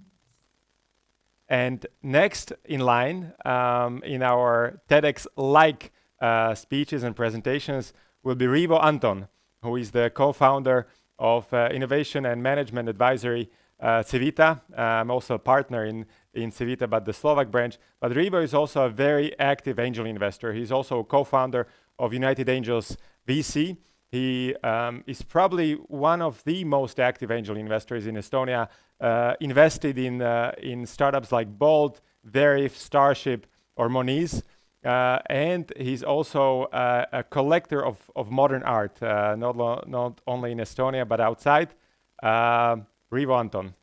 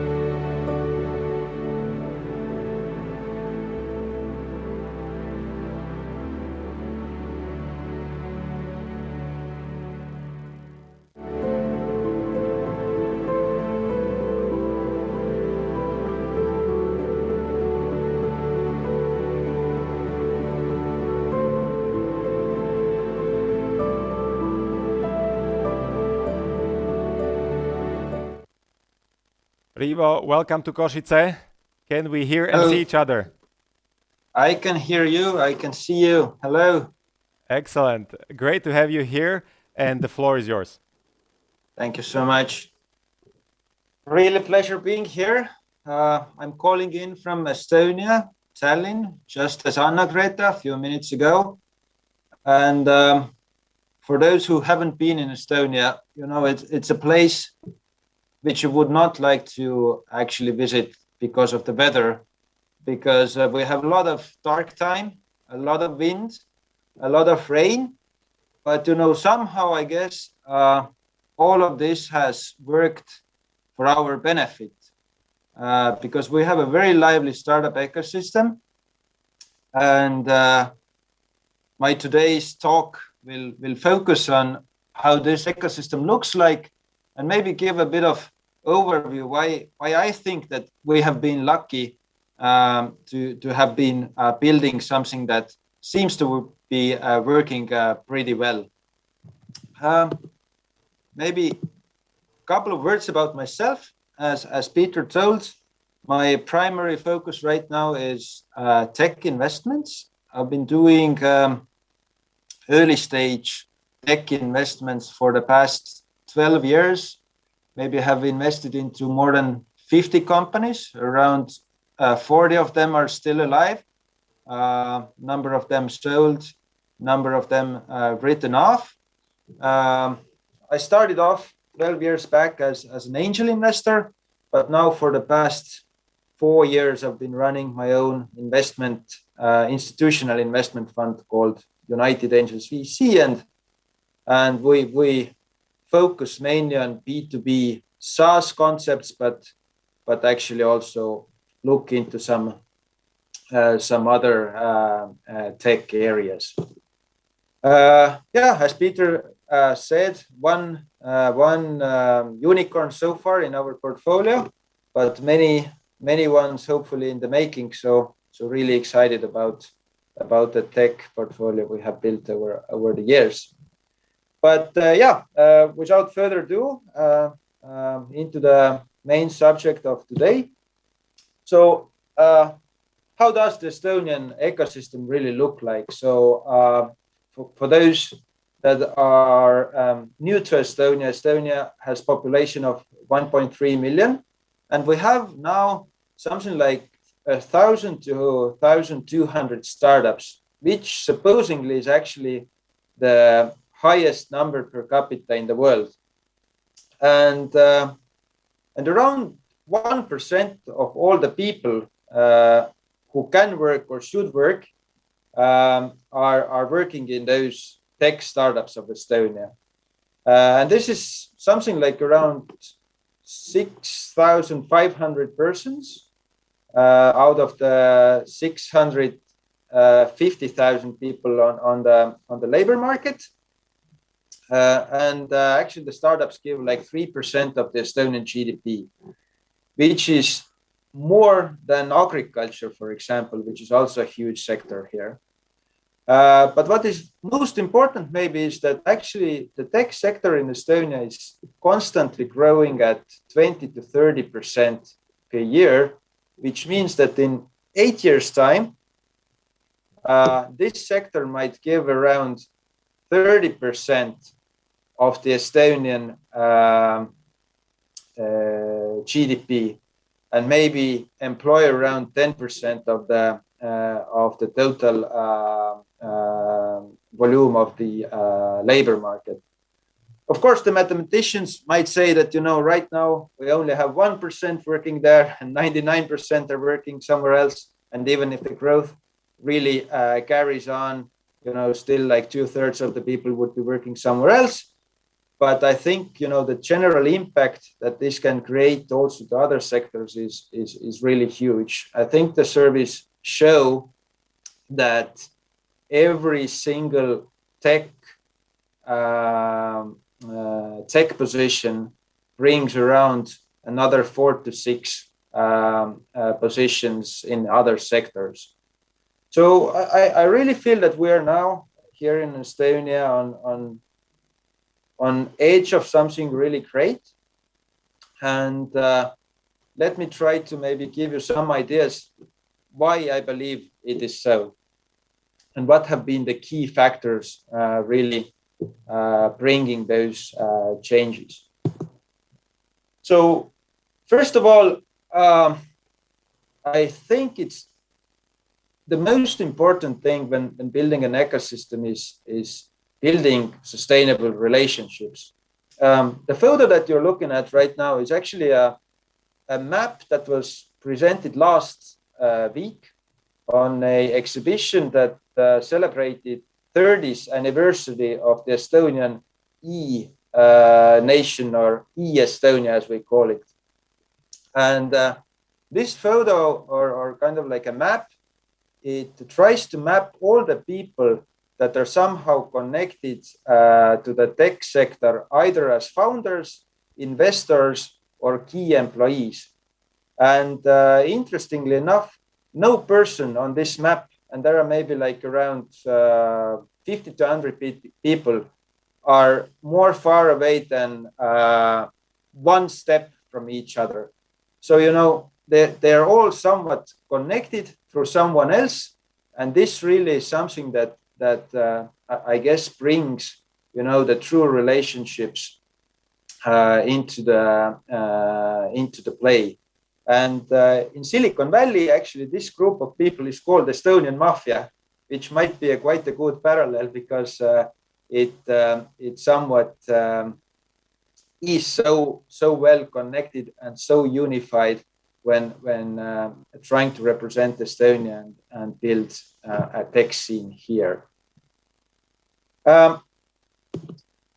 Carrying on, what I have maybe learned as an investor, but also when looking at the Estonian relative success in building the ecosystem, is that good things take time. Average holding period of early stage investment is maybe like 7 to 10 years, and as told before, Estonian e-nationality or the e-governance is now celebrating its 30th anniversary. So really, you need patience to build something like this and to really see the fruits of the work done. Another important sort of like principle is that there should be no prejudice. And what do I mean by that? I don't know, many of you might know the guy on the presentation. This is Markus Villig, founder of Bolt. And actually, he was a school kid when when he founded the company. And I actually learned the rule no prejudice in a hard way, because I think I missed 3 times opportunity to be like a very early investor or like maybe the first investor in Bolt. I was able to invest quite early, but much later than some of the other investors. And one of the reasons actually was that I felt that no school kid can really compete Uber, but later, of course, Markus proved me wrong, and I guess I fell into being victim of my own prejudice. But how I think Estonia has really benefited out of this principle is that if we return to this map, we see that actually the centerpiece of our ecosystem is Skype. And some of you might know the story of Skype, which is that actually 2 Scandinavians, a Danish person and a Swede, came to Estonia in late 90s. And they invited 4 Estonian guys to join Skype as technical co-founders. And, those people, those Scandinavians, they didn't have the prejudice about Eastern Europe or, ex-Soviet countries. They felt that, this place is as good as any or better to really build a strong technical team to change the world. And I think it has been really sort of like a crucial point for Estonia to be open to foreigners who could come here without, any second thoughts and really work together with the locals. Another example here is like Playtech, which is another Estonian unicorn, which was actually founded by an Israeli guy who came also in the end of the 90s to Estonia and met with his technical co-founders who were Estonians here in Estonia.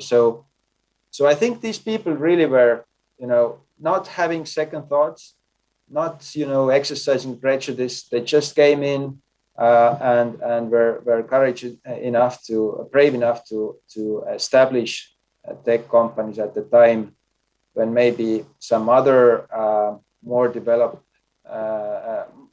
some other business people from more developed countries saw Estonia as maybe a relatively less developed and a shady place because of its Soviet background. Anyway, going on the same note, diversity seems to be another key to a strong ecosystem. As explained, our maybe like cornerstones of many of our cornerstones of the ecosystem are actually co-founded by foreigners who have been traveling to Estonia and who have made friends here. And out of my own investment portfolio, I see that the companies that are now, maturing into phases of Series A, Series B fundraising, Series C fundraising, none of them really have Estonian only or men only or female only managements, all of them are actually very diverse in terms of their management teams. And I believe really that that this is also one of the reasons of their success.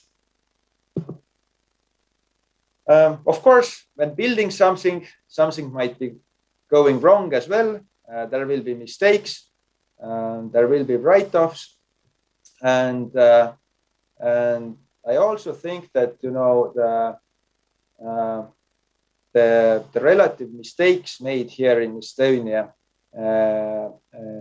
when building companies or even the ecosystem, these have been considered as assets for the future, in a sense that when you don't waste your mistake and you learn from it, it really becomes an asset. And I think a lot of people here feel that way, and this has also contributed really a lot into building the ecosystem. So to sum it up, I really feel that trying to build something big, it always requires good relationships between the people, and the more diverse the team, the better. So the diversity and in terms of age, nationality, religion, gender, whatever, this is really an advantage in the tech. And of course, you need to be patient to really see the results. Good things take time. And I also see that it's not it is a bad thing to waste the mistakes. So I would recommend not to waste the mistakes, try to learn from them and really make them into assets. Thank you. Thank you, Rivo, very much. We have a few questions on Slido that I would like to ask. You can keep your answers as short as you want, but I will start with the role of the public sector in creating a functioning startup ecosystem. And the question is, what is the most important thing that the Estonian government is doing to support the innovative transformation of the Estonian economy? What is the single most important thing that the government is doing, in your opinion? Yes, I think right now it's education. So I think that Estonian government is putting quite a bit of attention to education, and this is really helping us. However, when looking into history, I think there are a couple of things that have been like cornerstones from the public sector into this development. One is the educational reform in the 90s that brought broadband connection to every single school. But of course, nowadays this is like a standard thing. But the other thing was introducing the electronic identity quite early on to Estonia, which actually served as an infrastructure for all of the e-services here.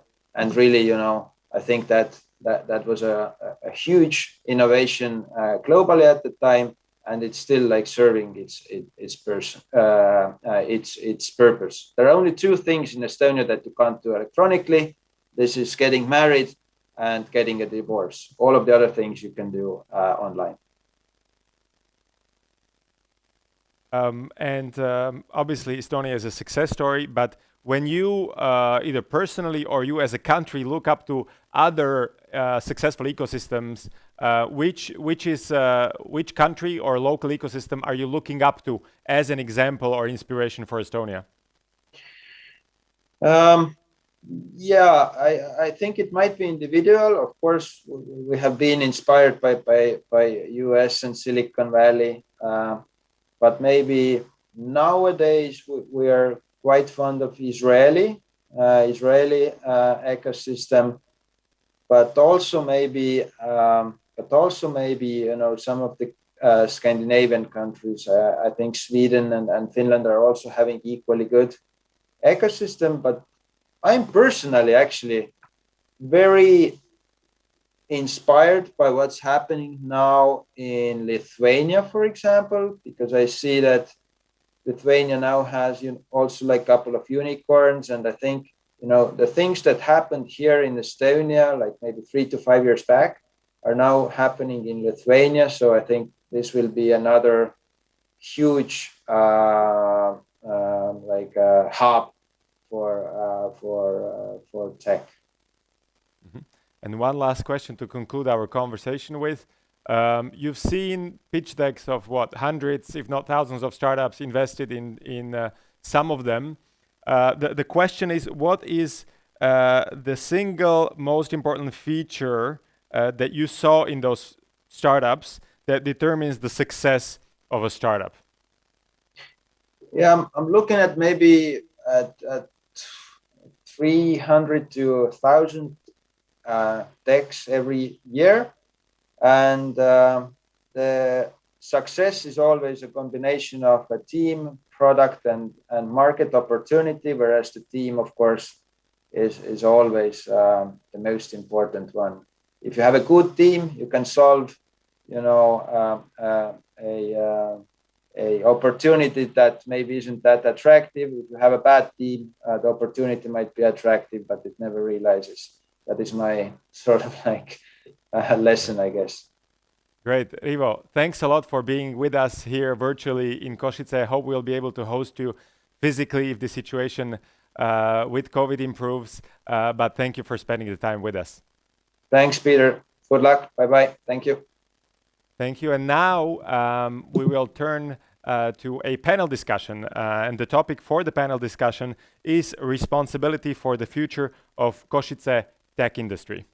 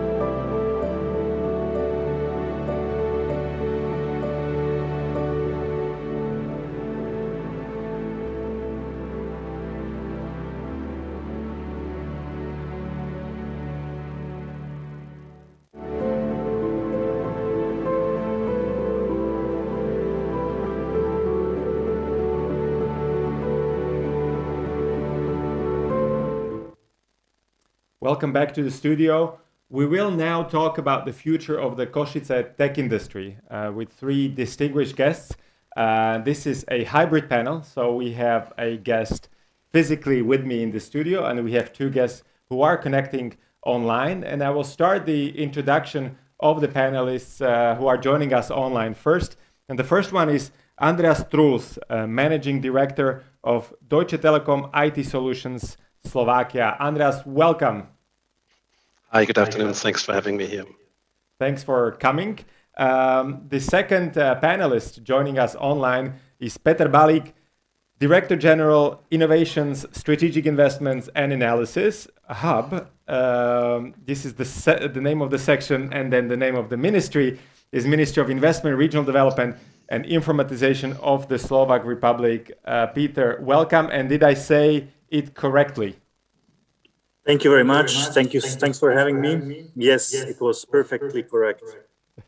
Excellent. And last but not least, also physically sitting next to me is Tomáš Bell, partner at Vision Ventures. Tomáš, great to have you with me here in the studio. Thank you for invitation. So the discussion today, I want to, of course, focus on kind of the diagnostics or diagnosis of what's going on in Košice when it comes to innovation, innovation-related kind of elements of the local economy, but also looking forward, what needs to be done, what's already going on, and what things and factors should we and stakeholders in Košice focus on to secure a bright future for the local tech industry. As you all know, both viewers and panelists, Slovakia is not doing well at all in all the kind of objective indicators when it comes to rankings in European Innovation Scoreboard, when it comes to rankings of universities, and actually the difference compared to EU average is actually increasing. So our relative performance to the EU has decreased. But Košice, of course, has a legacy of it being an industrial city, of having a very strong IT industry. But looking at the situation at the local ecosystem now, what's working, what's not working, what are the main barriers, and maybe missed opportunities in the past. So I will ask my three panelists about these questions, and maybe I will start with Andras. Andras is coming. Of course, he's not a local person from Košice, but has been living in Košice, and I think this outside view can actually tell us a lot about how the city is doing. So I'll start with you, Andras. What do you think are the biggest barriers, but also missed opportunities? What is the situation on the ground as you see it from your seat as the CEO and managing director of Deutsche Telekom in Košice? Yeah, thanks, Peter. I'm happy to do so. Okay, I wouldn't say it's missed opportunities or barriers which I have observed, but I would like to share a sort of personal experience with you, and all ties back to the fact that we could do much better in terms of marketing and promoting the Košice, the regional innovation. So I started in Košice about 1.5 years ago, and of course I was aware that there are some startups and there is some innovations, but actually only after a trade mission, which I had the pleasure to join to Estonia, which we talked before in the sessions, right? I made up my mind, and I also actively reached out to these startups and to learn a bit more of the innovations we have here in the city, in the region. And my honest view is it should be the other way around. So after all, I would have expected that innovative companies will basically knock my door, kick my door, right? To show me what they can do, to ask me how they can promote that. The same I would have expected a sort of push from the technology transfer centers, perhaps a little bit from the city as well. And I think that didn't happen. And if you have listened before what the guys from Estonia said, then you can also see there is always a very strong marketing push into that. And I think that's one of the main topics where I see an area of improvement, and together as industry, as university, but also as city, as region, that's certainly something which we can work on to get better. Thank you, Tomáš. You have been in the venture capital world. Before that, you were a corporate executive, but you are from Košice, living in Košice.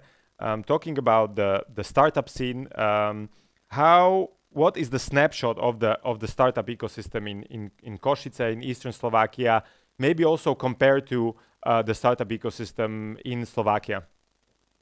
Okay, thank you for the question. In my opinion, startup ecosystem in Košice is quite fragmented.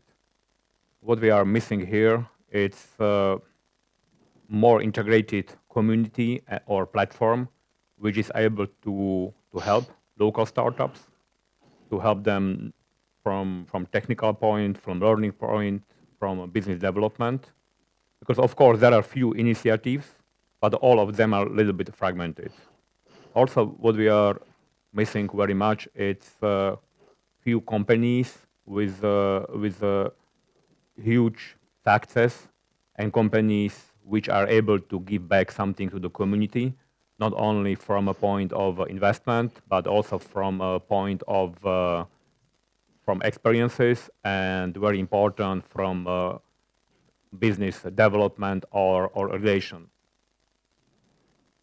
Also, based on our experiences, we are missing better communication with big corporates in Košice. Of course, I understand many of the big corporates are coming here into the Košice because of the competitive workforce, mostly from a cost perspective. But there is also a huge opportunity in the local tech companies, which are something like second level on the radar. But those companies are not so much involved in local ecosystem. But I suppose this is a huge opportunity because we are having a few quite successful development companies in tech in Košice, but they are not so much involved. And the last point is universities. Of course, we have Technipark in Technical University and Medipark in UPŠ University, but also they are working on their own small PCs, and we are missing really linkage or integration together, because what do I also believe, there is a huge opportunity in cross-industry sectors like tech, biochem, math, and so on. But there are a lot of opportunities still, but I mean, Košice ecosystem is still very fragmented and not mature. It's still quite young. Thank you. I want to encourage all the viewers who are watching the stream to also ask questions in Slido. And the hashtag for Slido is EIC 2021 for East Innovation Conference. So EIC 2021. You can also see the hashtag on the screen now. And I will turn to Peter Balik. And I actually like that all the three angles of the three panelists that we have today are very different. So we have a kind of a corporate angle, we have the VC/startup angle, and then we have the public sector angle. And of course, in all the mature and successful startup ecosystems, and we heard it from Rivo in the previous TED Talk, in all successful startup ecosystems, the public sector and government plays a very important role. That's why you either at MIRI or in general in the public sector, there's a huge potential to support the right things and to support the growth of the ecosystem. So when you look at Eastern Slovakia, where do you identify the main issues to be addressed by public interventions? And also based on your experience abroad, because you've worked at the European Investment Bank in Warsaw, so you have experience at looking at other public interventions being on the European level or on the national or local level. So what do you see when you look at Eastern Slovakia? Thank you, Peter. As you mentioned, I'm representing the state administration, which probably is the weaker link when we are talking about the innovation ecosystem. And I think there is a strong will and effort to change this for the future. And when we speak about specifically the Košice region, we should not only speak about the specific region, but also about the national policies and the national attitude of the government towards innovations. And the Ministry of Investments, our ministry, is part of a very fragmented system of research, development, and innovation in Slovakia. We can also talk about other agencies and ministries which are involved in these efforts, such as the Ministry of Economy and Ministry of Education, which are all trying to do something when we are talking about innovation policy, support for the ecosystem, attracting money from various resources such as structural funds or the Recovery and Resilience Fund. However, let's say a single united voice and initiative towards supporting the innovative ecosystem in Slovakia has been missing. And hopefully the currently presented reform related to the better coordination of innovation and RDI policies, where the government office and the Prime Minister and its Chief Innovation Officer should take more responsibility, will be of benefit for our fragmented innovation support and efforts for the support of the ecosystem. So we are really hoping that the government office, with its institutionalized structure, is going to serve as a strong coordinating body across these several fragmented elements of the ecosystem, which at the end of the day should also have a direct impact on regions. And I think Košice region will also not be an exception, because besides Bratislava, when we talk about R&D and innovation, Košice is definitely the center of our focus, and should also be the center of our focus, as there are basically two main centers for RDI in Slovakia, and one of them is definitely Košice. We perceive a lot of efforts, a lot of initiatives, which are being born in the East, and of course we welcome these initiatives. I think our ministry is very much supportive.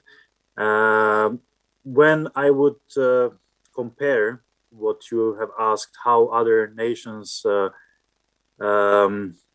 let's say, tackle problems related to the innovation ecosystem, and how, let's say, Košice is trying to do that, I would maybe bring some examples from Poland, where the focus of the RDI activities go mostly on human resources and the support for students, for PhD students, for researchers, for the support, financial support of these people, and creating the interconnections between these particular elements of the ecosystem, and less on the support of buildings, infrastructure, etc. And this has actually proved to be a more successful approach.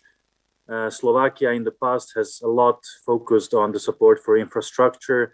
As has been mentioned, Technicom and Medipark are good examples of these historical efforts. I wouldn't say they are the best examples, because when you compare similar initiatives here in Slovakia and in Poland, you see a lot of activity happening in Poland in these parks. You don't feel like being in a ghost city. You really feel like you are in the middle of something where disruptive and where radical innovations are happening, where and entrepreneurs and researchers meet and create their innovative products, whereas we are aware of some limits that these science parks, for instance, in Slovakia have shown in the past. So I would say that stronger focus on human capacities and the interconnections between the various elements of the ecosystems are those particularities that we need to focus in Slovakia a bit more on. Mm-hmm. Great, thank you. I think this is exactly what I want to ask about in this discussion: how to support the collaborations, and maybe also discuss specific projects which are in the pipeline and how they can help to create a functioning ecosystem in the future. But Tomáš mentioned one thing in his kind of diagnosis of the ecosystem right now, and that's the lack of startup corporate collaboration and kind of I think you indicated a lack of corporate activity in trying to kind of spur and help the local startups and entrepreneur. And I'm turning to Andreas, ask him about his perception and his view on the startup corporate collaborations, on the potential of the collaborations. You mentioned that based on the potential that you see here, you would expect startups knocking on your door every day, which is obviously not happening. So what are we doing wrong in Košice that this is not happening, and what can we do differently to make these collaborations work? Because yes, in every, again, successful ecosystems, there's a very tight relationship between successful corporates locally and emerging entrepreneurs and innovators. Yeah, I mean, let me say first that, of course, the ecosystem is universities, government, and industry, right? And I can just tell you now what we can do as an industry and how this can be used as a platform. So what are we doing as Deutsche Telekom IT Solutions Slovakia? So first of all, we actively go out and we visit startups, or sometimes we invite them to our office, right? And we did this here in Košice in the area of smart metering and holographic meetings and HoloLens training. So I guess you can connect this to the respective companies. We also invite these startups then to our nationwide meetings. So we had recently a conference with about 1,000 viewers in Bratislava. We are giving them a platform to promote their solutions, basically to show their proof of concept. So invited, for example, 2 of these startups. And I have to say they did very well. In addition, what we can do, perhaps now a little bit more difficult these days, but we can bring stakeholders from Deutsche Telekom to visit. And here for me, an important component is the look and feel of the innovative spirit, because it's for me very important also to position Košice and the region as a center of innovation within the group worldwide of Deutsche Telekom. And that's something which probably we need to wait a bit in terms of ease of the pandemic situation, but we for sure going to continue to do next year. We can actively try out. That's also something what we are doing. So we can order proof of concepts or minimum valuable products to basically collect feedback, to give feedback to the startups. And lastly, in very specific situations, we can even consider to do sort of investment as Deutsche Telekom AG. So that's what we can do. And as I said before, that's not only words. We have done that in Košice, but I think it's a push and a pull, right? So we are doing a bit now the push, and we are going actively to these companies. But I strongly recommend also to all the viewers here to change this a bit into a pull. I mean, nothing is wrong if we have a couple of startups reaching out to us, showing their solutions, discussing what kind of collaborations we can do, and at least we will be happy to entertain such kind of sessions, and we can take it from there and see what we can do further. And once again, I want to underline what I said at the beginning. I don't see that very often happening, and that is certainly something which we should do more often. We should do better. Mm-hmm. Thank you. I again want to encourage viewers to ask questions at Slido, hashtag EIC 2021. And now I want to ask about the entrepreneurship and entrepreneurial culture, because or entrepreneurial spirit, because this is in a way a cultural thing, and also related to education, also related to preference of you know, either taking risks or being employed, fearing of failure. So there are many factors that come into entrepreneurial spirit. But entrepreneurship as such is not only related to starting a business, right? Entrepreneurship is also taking initiative, turning ideas into action, and those entrepreneurial people can become change makers in the government, in NGOs, in corporates, or starting their own successful startup that can become a unicorn. And I meet a lot of VCs frequently in Slovakia and outside of Slovakia, and what they tell me about how they see the startup ecosystem in Slovakia. Of course, we run a few accelerators ourselves here in the country. Is that the pipeline is drying up, the pipeline of startups, and part of the reason may be lack of entrepreneurship, lack of also entrepreneurial education in different parts of the educational system. So Tomáš, how can we support entrepreneurship to make sure that your fund and the follow-up fund and the follow-up on the follow-up fund has a pipeline of companies to invest in, and making sure that the funnel grows larger, and there are those unicorns emerging at some point, just like in Estonia or Lithuania, as we heard. What can we do to support entrepreneurship, and where, in which level? Good and difficult question.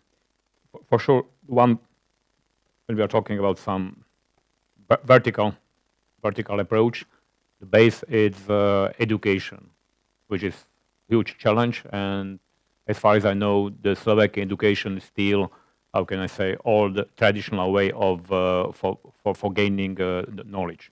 So there is probably a huge opportunity change a little bit principle of education, not only for learning, but also to learn how to solve problems, how to approach problems, and that the problem is a challenge itself. I think this is something which is not incorporated into the education in Slovakia right now. When I'm moving on the top of this structure, specifically here in Košice, we are still missing some successful stories and entrepreneurs in a modern way in a technological businesses which are more active into the community and giving back their knowledge, their insight, and also maybe investment. I do not suppose that investment is right now, or the amount of the money is the most critical thing in an ecosystem. As you mentioned, I agree with you. The pipeline itself is quite small, and many of those startups are recycling. Also, where I see the opportunity is specifically here in Slovakia, the terminus technical startups is mostly oriented to the young generation, to the students, to the young people, and so on. It's quite synonymous of playing, of gaming, something like that. Not serious thing, but I believe that's also based on our experiences. There is the level of the mid generation, really experienced people from a technological point, also from educational point, and also from a point of life experiences. And also there is probably a huge opportunity to more focus on those people who are probably having some ideas or some dreams, but they are still missing, how can I say, the brave to start something. So it's a mix of different things, but I agree with you that pipeline itself is quite small. And what is very important to find something between those two points and help accelerate new entrepreneurs and new ideas into the pipeline. Otherwise, we're going to have a problem in the midterm. And I will let Peter maybe react on the question of entrepreneurship and what can we do as a country to support entrepreneurial culture across the educational system, and maybe how the public sector can help supporting entrepreneurial thinking and education, not only in the young generation, but I would say across the population.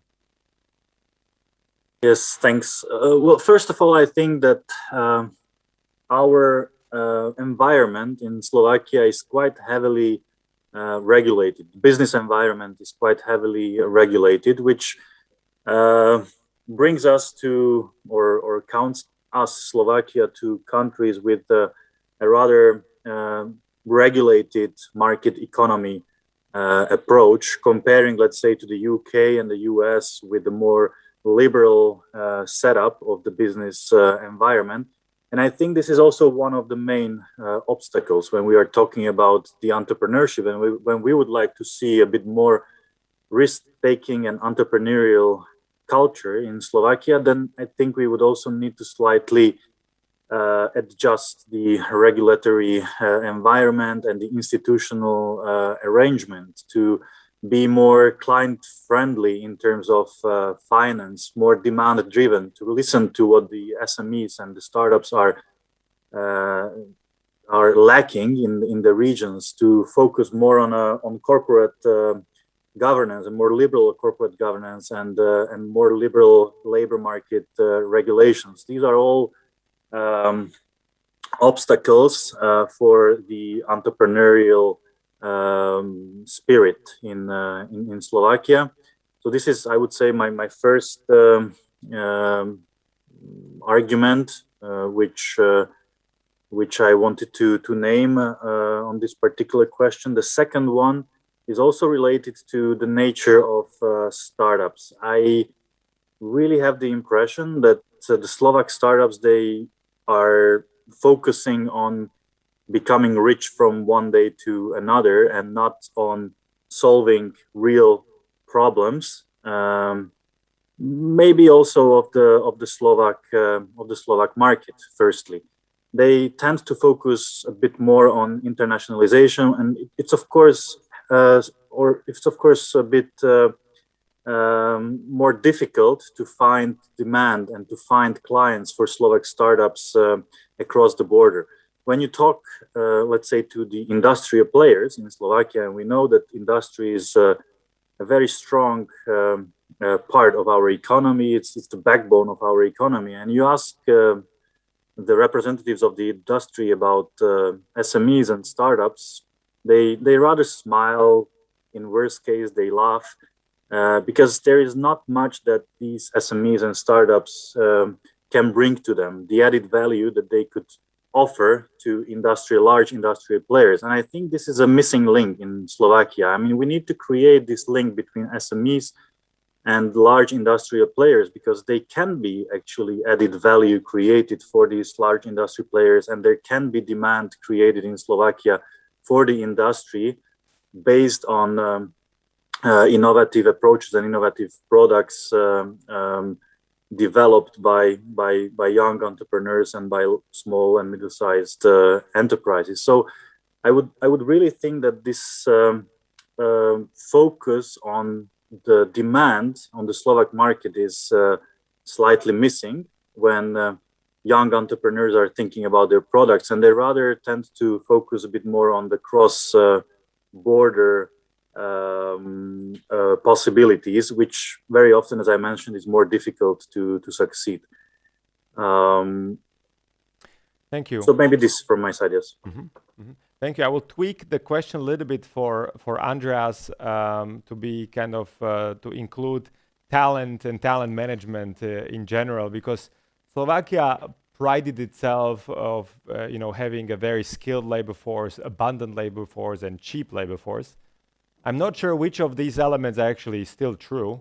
I don't think our experts and professionals are cheap anymore. I have doubts about the skill set compared to other location, and definitely what we are seeing is that companies are struggling to hire people. So abundance is also in question. So my question to you as a country manager of Deutsche or managing director of Deutsche Telekom would be: how are you seeing the availability of skilled labor force for your needs, and also do you see the reluctance to take risks? Do you see, obviously you have a lot of experiences from other locations and other countries. Do you see any cultural differences between, let's say, entrepreneurial mindset of young people coming to a large corporate and maybe taking initiative and trying to change things or work on their own projects? Peter, that's I think that's at least 3 questions packed. But okay, let me take it from here. So first, I would like to start with the statement that what is certainly true, that we came here initially for the advantage of labor arbitrage, but that is a model that has worked maybe 12 years ago, 14 years ago, and currently we are facing the situation that we are looking for experts. And looking for experts also means that the labor arbitrage effect is not that important anymore. I think that's a good message for the community, in principle, for the city, for the region. So second, do we find these talents? Is there an abundance of talents in the local regional market? No, certainly not. So just to throw you in some numbers here, if I just manage internal and external fluctuation, then we are looking for about 400 talents on the market a year. And if we want to grow, like which is certainly our intention over the next 2 years, and we want to building up more expertise, for example, in the software development area, we're looking for another 300 experts in this area. And certainly that's something which we will not find in the city and in the region. Yeah. So hence we need to go in neighboring countries. We need to see how we can bring in talents from abroad into Košice. Certainly we need to look into all over Slovakia. Yeah. So that's what we are doing to fill these demands. So clearly abundance of talents, I don't think that's what we are having, right? It's rather the other way around. So when it comes to cultural differences, that's a difficult one. I may connect it to what we have been discussing before. So I see actually, and I see this strongly, of course, only in our own company. I see a lot of good ideas, and I see a lot of innovative approaches. Certainly, what I also observe is there's a bit of lacking in the area of how to productize this and how to commercialize that. Yeah, but I guess that's okay for me, because this is where some institutions, private equity funds, also industries like us can step in and basically handhold a little bit to bring it into the direction. But that's at least an observation I have from our own company. So good ideas are there, but when it comes to commercializing them, certainly there is still some way to go. When it comes to culture, I think in Slovakia and in particular in Košice, what is a pro, but at the same time a con, is that we are very honest and very modest. Yeah. And I see that there are other cultures, without naming now specific ones, which are much better in selling, sometimes to a degree that they oversell it. But I want to tie it back to what I said at the very early beginning. So marketing, promoting these offers, talking about innovation, doing the right pitches. I think that is certainly something which we need to do better, and we need to do more often. And lastly, the local demand within the country versus abroad or global demand. I observe similar things, that my colleagues quite often, they rather go out and want to discuss this in Germany or in Austria or in Switzerland or in some other countries. Yeah, of course, more exotic the better. Let's talk about US, let's talk about Singapore. But matter of fact is, I think there is a demand. Yeah, we just need to basically make aware of such solutions, and then we can build up these demands. And there's also some chances to basically position innovative solutions within the country. And we are trying to do that. We are trying to connect the big players, which are customers here in Slovakia, to such kind of entrepreneurs, and also show them what kind of possibilities are there. And sometimes it works and sometimes it will not work, but we still have continued trying that.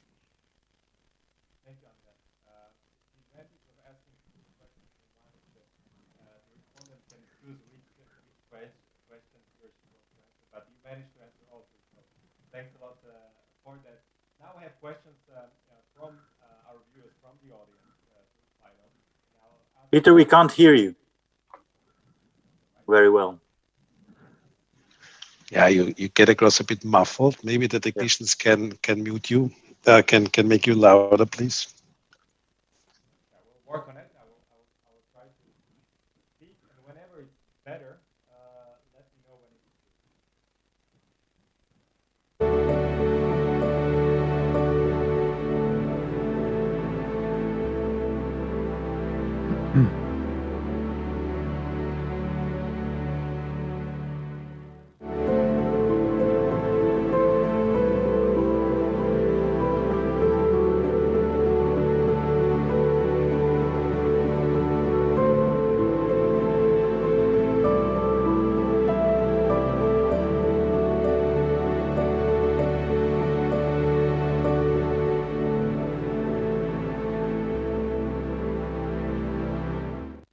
Thank you for the heads up. We just needed to change batteries in my mic, so I hope it works now, and I hope you can hear me well. Perfect. Now you are perfect. Perfectly Thank you. audible, yes. So we have now questions from the audience and from our viewers for each of you, and I will start with Tomáš. Tomáš is obviously investing in companies throughout Slovakia. But maybe if you can say a few words or how many companies you've invested in that are from Košice. And also, similar question to Rivo. I mean, I asked Rivo, what is the single most important factor that determines the success of startups? But your question would be inverted. What is the single most important factor why you turn down an investment or a startup? What is a kind of a red flag? So these are two questions. How many companies, percentage-wise, from Košice in your portfolio, and why do you turn down a startup? Right. Approximately 50% of our companies are based from Košice or related to the Košice through the founders.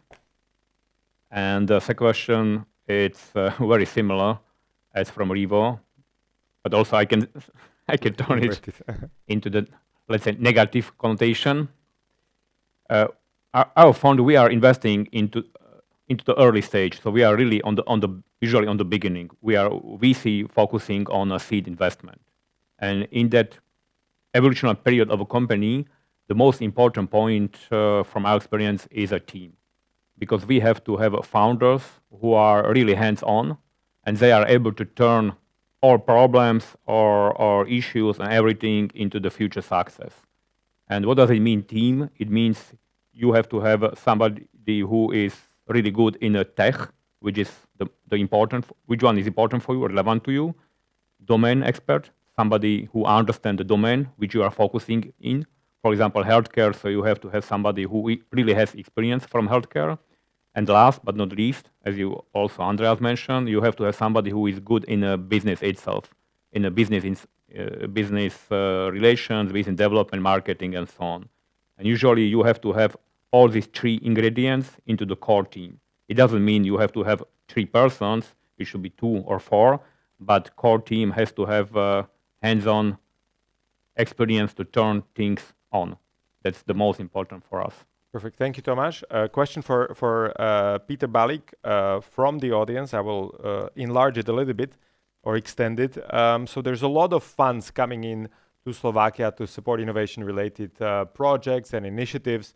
You know, there's the Recovery Resilience Facility, Just Transition Fund, the new operational program for structural funds. So kind of massive amounts of money coming into the country. But the specific question from the audience is, does the government have any concrete initiatives to connect local ecosystems to support the collaboration between, say, Košice, Bratislava, Žilina, or Banská Bystrica? Or Horná Nitra? If we talk about Just Transition Fund, I can mention Horná Nitra. Yes, this is exactly true. I mean, there is large amounts of money coming from structural funds in the new programming period. Of course, the Recovery and Resilience Plan, the Just Transition.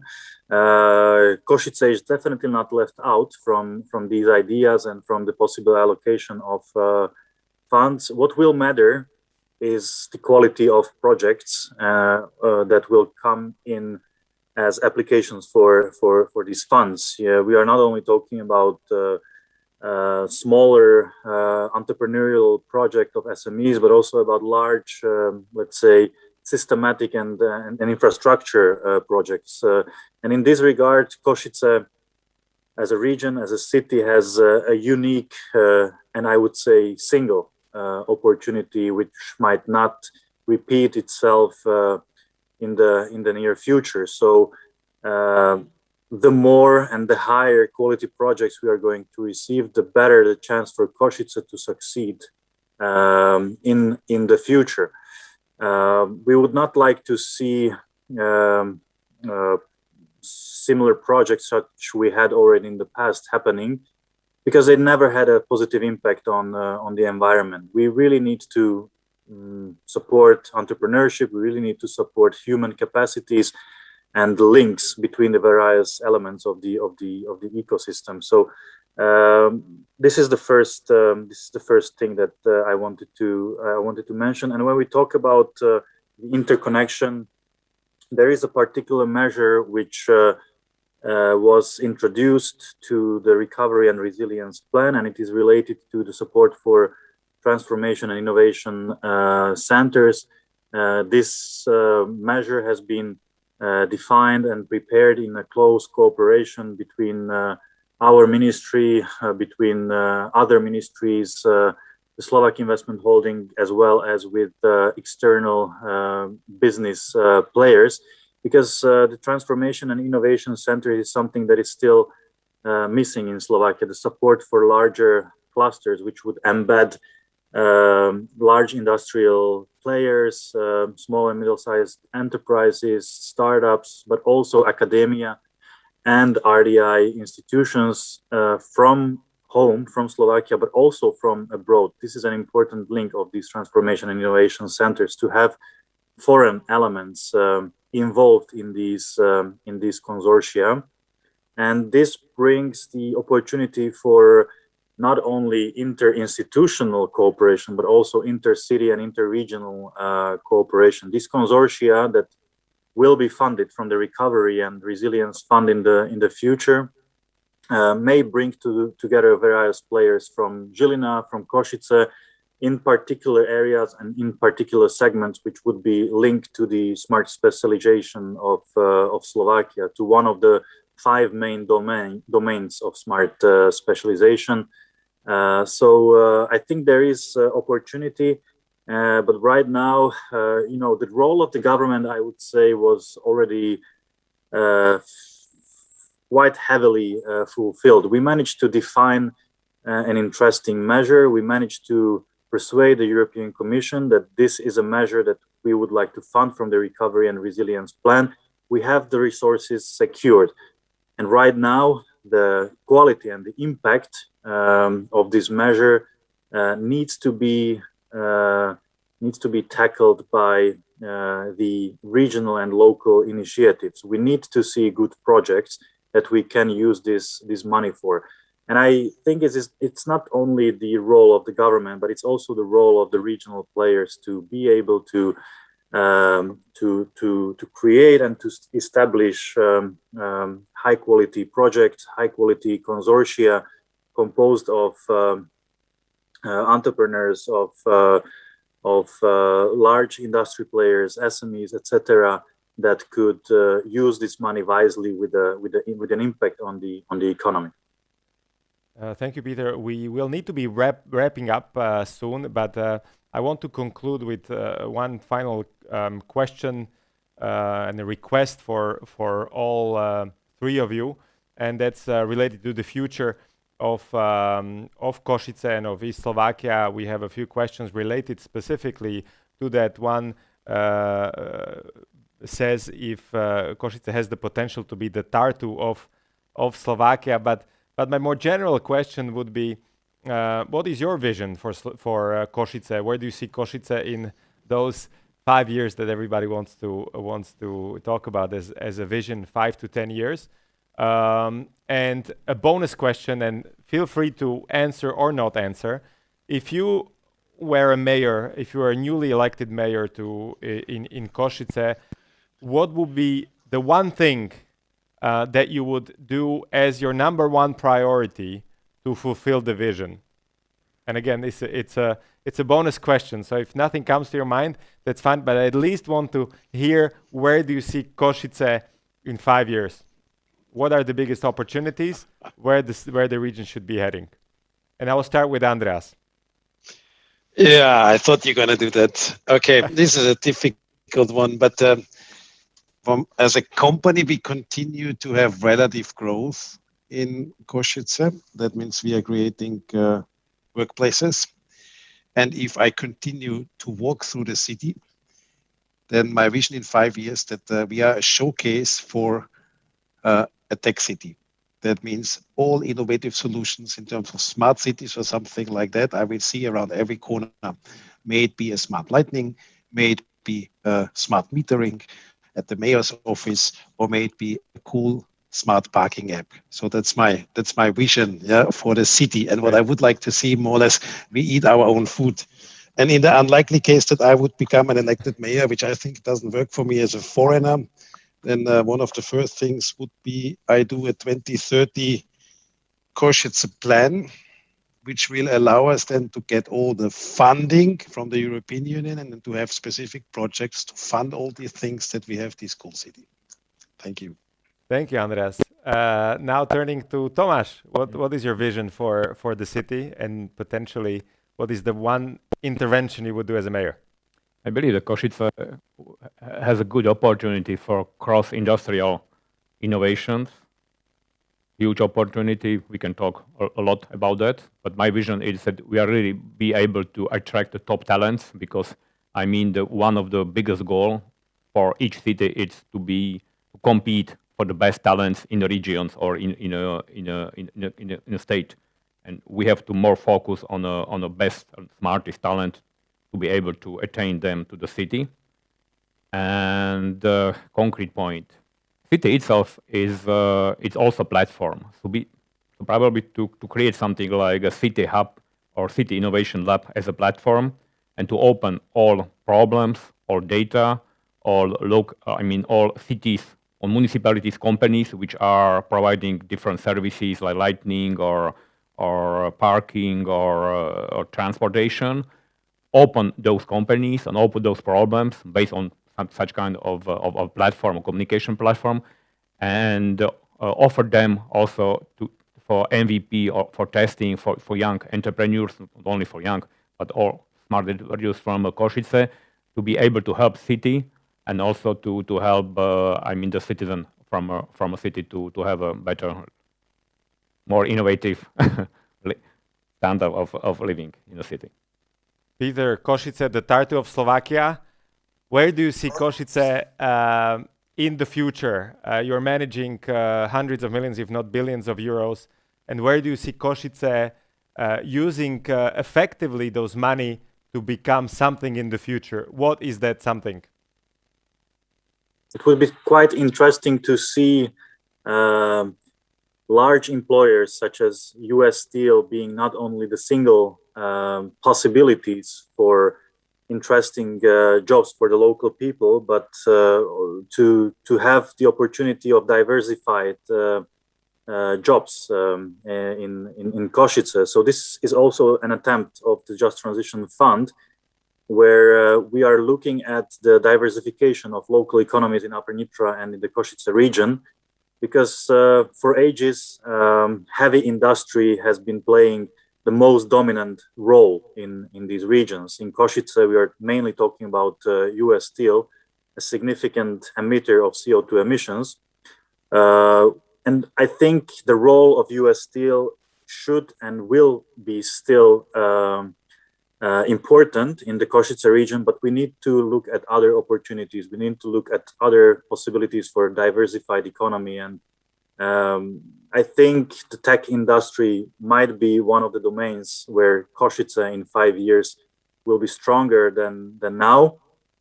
And I would also like to see the initiatives such as the Kasovia New Industry Center or the Regional Innovation Center to become materialized in the future. Of course, we are crossing fingers. These are two ambitious projects, one even more ambitious than the other.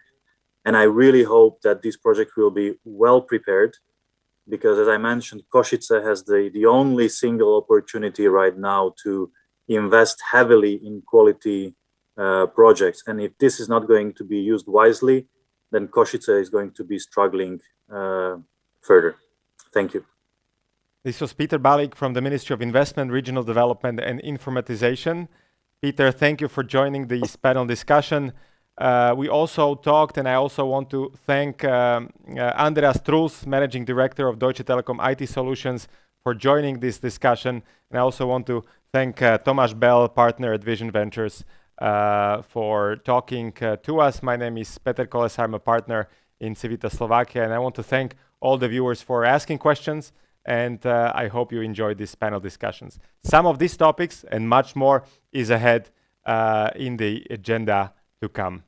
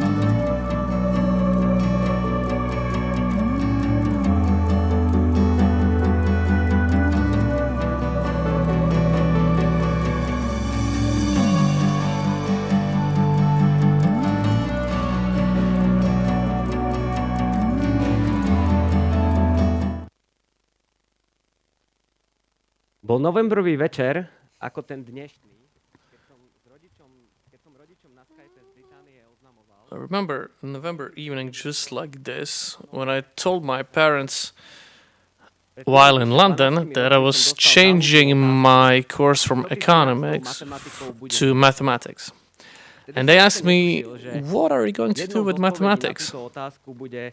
And I had no idea that an answer to this question would be scaling of technologies in the production of steel. Now, I also want to show you the role of the scaling, the role of people in this scaling.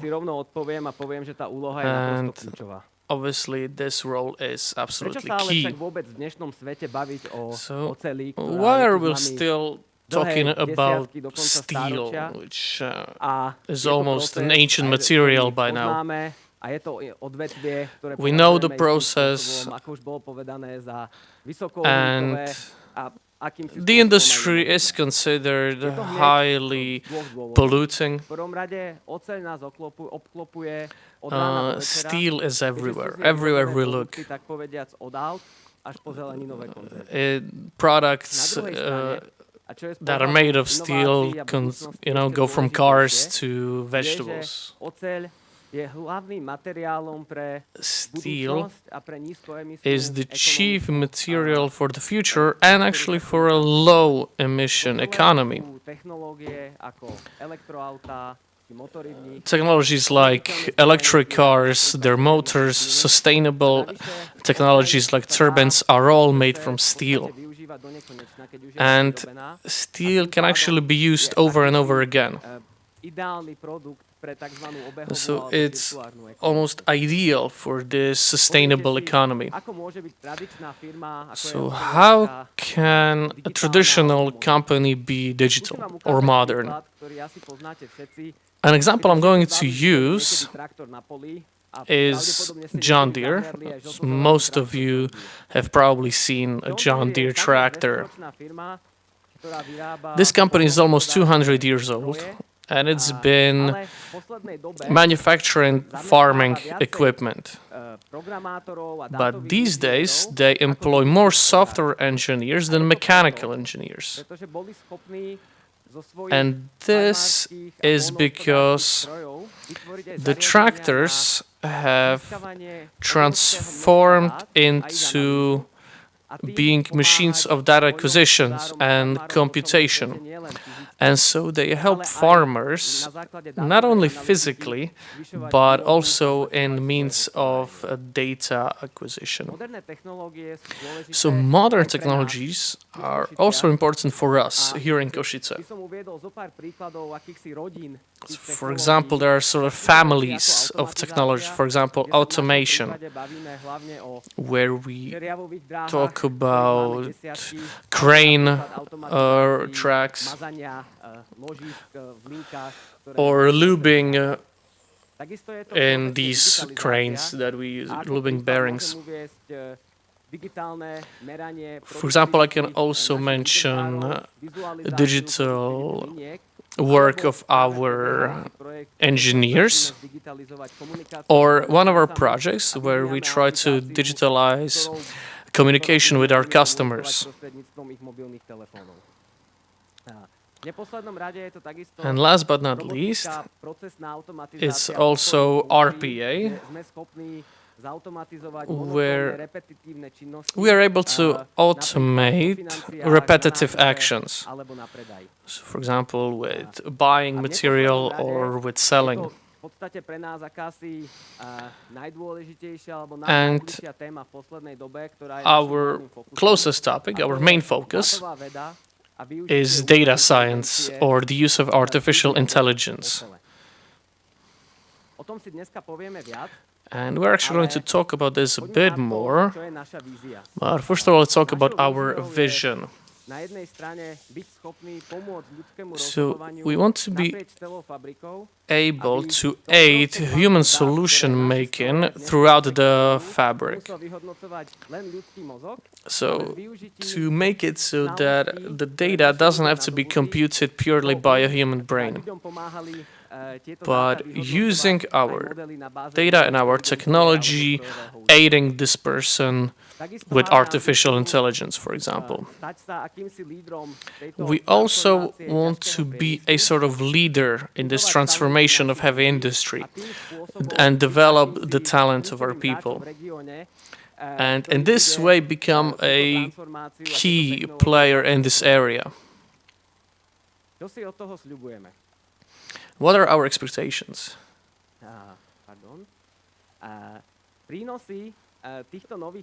So these new technologies basically help us increase our competitiveness and sustainability, and in that way be the leading steel mill in the region. Talk about the benefits of these technologies. So first of all, it needs to be to reduce costs, to drive productivity, and reduce capital intensity. But there are also some qualitative benefits. For example, systematization of our knowledge, so sort of a capture of know-how.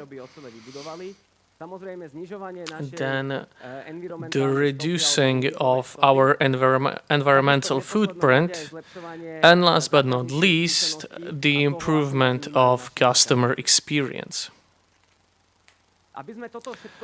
Now, to achieve this, we developed a structured approach to scale new technologies. And now people are basically at the core of this process. So you can see certain pillars of this program. So the vision is about 10 million, tens of millions of euros that we want to implement, but we want to become an ecosystem player. Now, the second pillar, actually the most important pillar of the program, is talent. And it's the way that we want to grow our inside talent, our external talent, and also how we want to gain more talent. Then it's about identification of projects, their prioritization, and their maintenance. And also an important pillar is our work with data.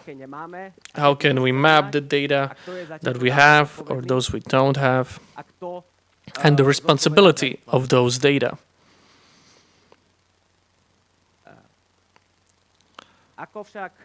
So, but how do we approach the talent?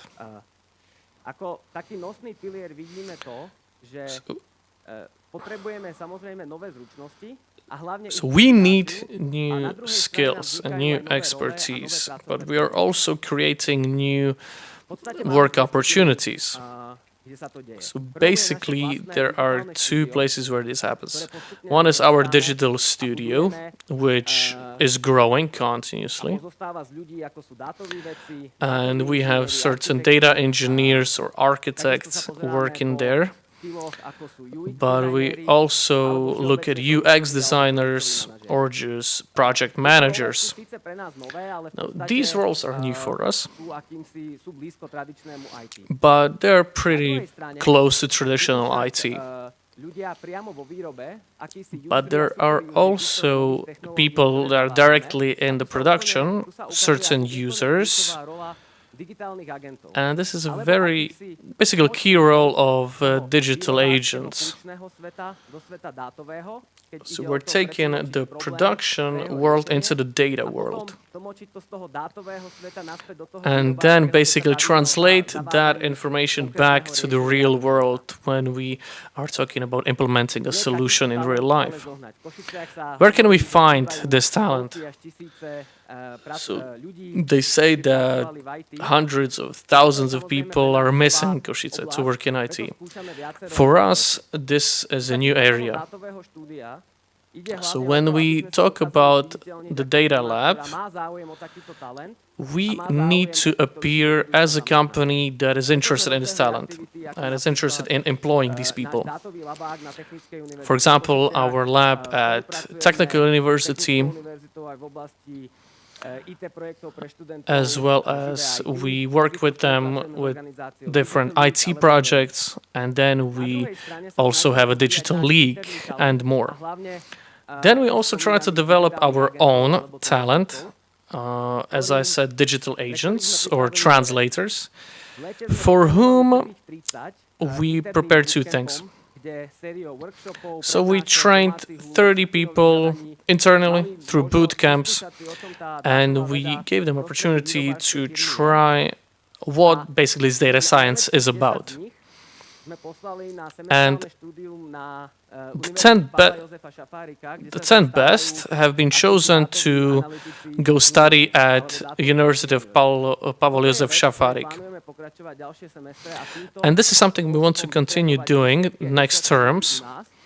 And through this, train tens and tens of people to make them able to work with data technologies. And in this way help us fulfill our vision. So we want to use new technologies to be competitive and sustainable.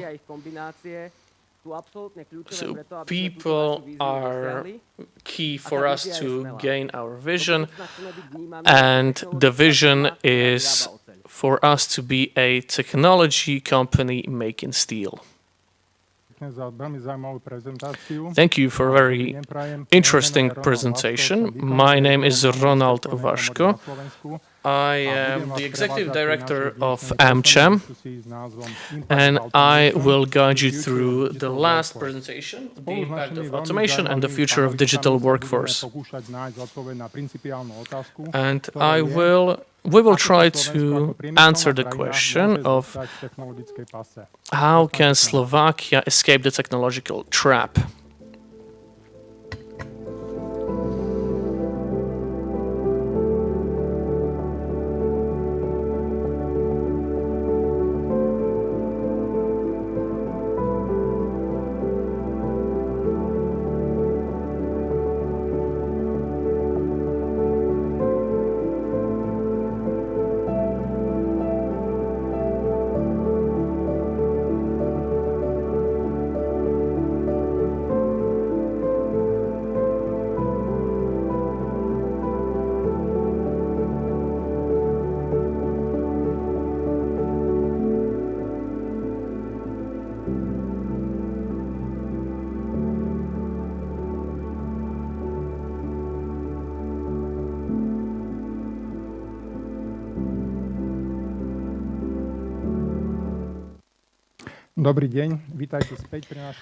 Hello, welcome back at our last panel discussion. I would like to present you our very interesting speakers, specifically Ludmila Majlatová, advisor from a European Commission. Welcome, Ludmila. Then we have Michal Vašečka, a well-known sociologist and pedagogist from the Bratislava Policy Institute. Welcome. Hello. Well, I'm not really sure if it's going to be so interesting. And last but not least, the co-panelist, Juraj Sabol, General Manager for Strategy of US Steel Košice.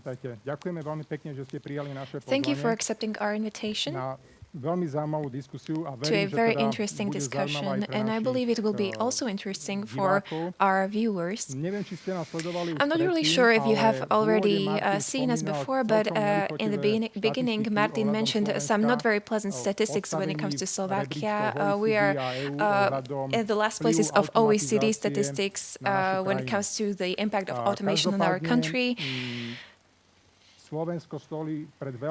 Slovakia is facing a huge challenge, just as a huge part of the developed world. And these changes were only accelerated by the pandemic. And we are in a technological trap. So do you agree that actually Slovakia is in technological trap, or if the situation is not so critical? Michal, what do you think? I will try to be brief. Yes, I do believe we are in a technological trap, and there are many reasons for this. It is the pace of the changes over the last decade. And we, from agricultural country, we became a very industrial country under the influence of the Czech economy. We are dedicated to export mainly. And now Slovakia faces traps in terms of how much export economy must go through extensive change or changes which require technological skills, but especially investments into the human capital. And it is also important to have skills which we do not really have. And all of this is happening at a time when the level of education is decreasing, even from the initial poor level. Thank you, Michal. What you said is not very optimistic. So we will try to find a solution, what we can do about it, private business, government, and how to use EU funds wisely for this kind of transformation. Ludmila, would you like to react? What is the opinion of the European Commission on this? Thank you very much. Yes, I agree that in case of Slovakia, we are in a technological trap, and this is closely linked to skills and the human potential that we have. I will refer to an OECD study that said that in case of implementation of automation, 31% of workplaces is threatened in Slovakia.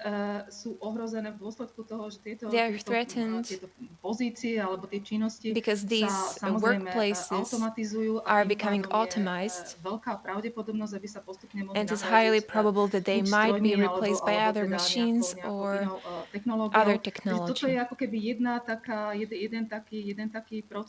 So this is the first process, and we have also talked about the implementation of digital technologies. From the perspective of the European Commission, the trend is actually to head towards digital transformation. And we are worried what technological innovations, which not only accelerate the process and not only contribute to the competitiveness, but they may also help create new workplaces. Of course, it is necessary to coordinate these new technologies, so it will be necessary to put emphasis on a higher level of skills, university education. But another aspect of these skills is related to communication and social skills. So we need leaders of teams who will be able to communicate and coordinate the complex processes. I really liked what the previous speaker said, who mentioned the digital agents. I think this is very interesting attitude and approach, because it is necessary to have people who can translate and to be able to see how to implement them in practice. And when it comes to the process of digitization in global, the technological improvement is something that cannot be stopped.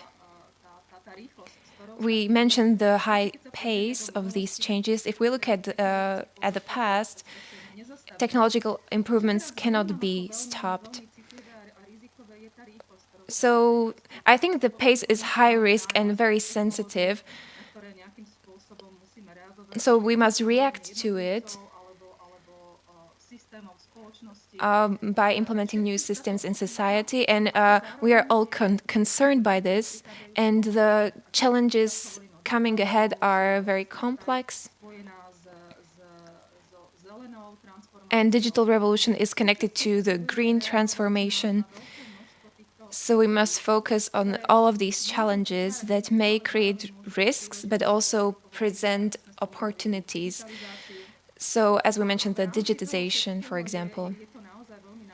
And all of this is very complicated for people because they need to work on their skills. And they need a formal system of education, which is not sufficient, and they need to combine it with an informal system of education. So this is the so-called lifelong learning. And so this is something that we must invest into. Employees are expected to have digital skills and soft skills.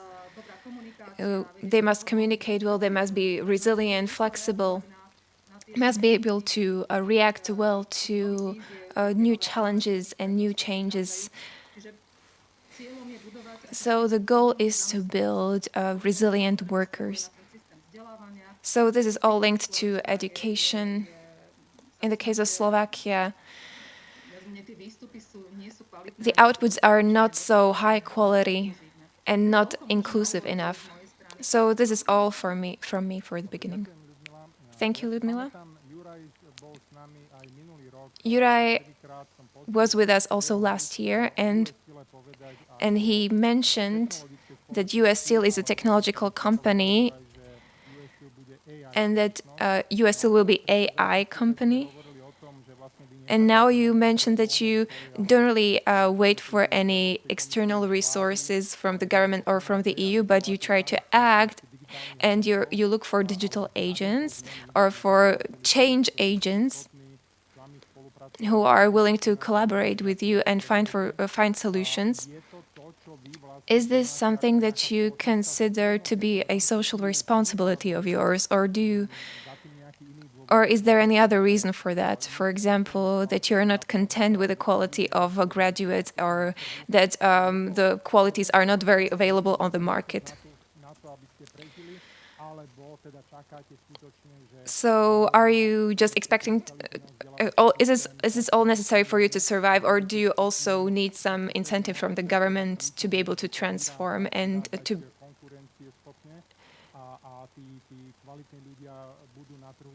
And that the skilled workers will be available on the market? Yes, this is a combination of all of everything you said. After several pilot projects, we realized that there is a huge value in implementing new technologies such as artificial intelligence or automatized processes. And this has a snowball effect. We were able to implement 1 or 2 projects. We wanted to do more. So we set a goal to be able to do at least 10 projects each year, and we need capacities for this. This is when we realized that we must, in order to be able to find capabilities on market, we must approach it differently. We must compete with other IT companies. Although I think that data scientists are always more attracted by specific tangible products as opposed to other products, as in, for example, in e-commerce. But we realized that we must change the way how we think about it and not to wait.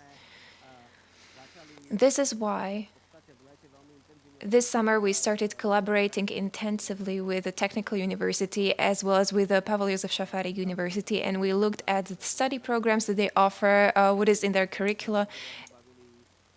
We were talking about their deans, and we discussed how we can contribute, and we started several programs that we support, especially for doctoral candidates that work on some tasks for us and who are sort of our ambassadors.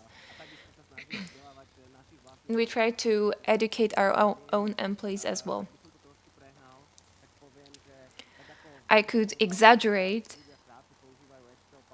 So just as people work Excel, PowerPoint in their work and home, the language of Python or other programming languages will be the new common science. So we expect this benefit of lowering costs, but also the positive impact on the region. I'm not sure if you can tell us what are your expenditures on employees per one employee, but I have some sad statistics ahead of me. An OECD report for 25 to 64 years old people. There are countries that invest 2,000 euros on average per one employee. In Slovakia in 2015, which is the last statistics, Slovakia invested only 918 euros per employee. Hungary invested more than 2,000. Poland 1,000 euros. Czech Republic even fewer or even less than Slovakia. But the leaders were Estonia, Finland, France, for example, almost 3,000 euros. So why is that? Michal, can you try to explain why employers in Slovakia are not willing to, or why they don't want to invest into their employees, into high-quality skilled force?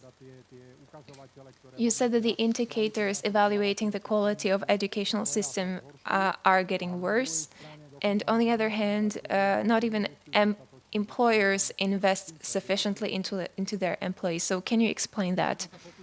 I can try to, as a sociologist. So since employers don't do this, logically, they don't have to do this, that the pressure is not sufficient. Culturally, I would like to say what we are living with in Slovakia. When the country is innovating, we are focusing on the structural aspect, on infrastructure, and far less on the modernization of the human capital or investment into people and their whole potential, human potential, cultural, social potential. And this is coming back to us. If I look at on the index of digital economy of the society, where Slovakia is on the 22nd place. This is a great example of what I'm talking about. We are only followed by Hungary, Poland, Greece, Croatia, Romania. And we are quite well on the situation when it comes to the access to internet, the speed of internet. Slovakia is a well-developed country in this perspective. And we could be proud of ourselves, but when it comes to the investment into the human capital or the integration of digital technologies, it's not so pleasant in this area. And this is our curse. Slovakia is just reaching the peak of its innovation in infrastructure. It's our obsession when it comes to, for example, the motorway from Košice to Bratislava.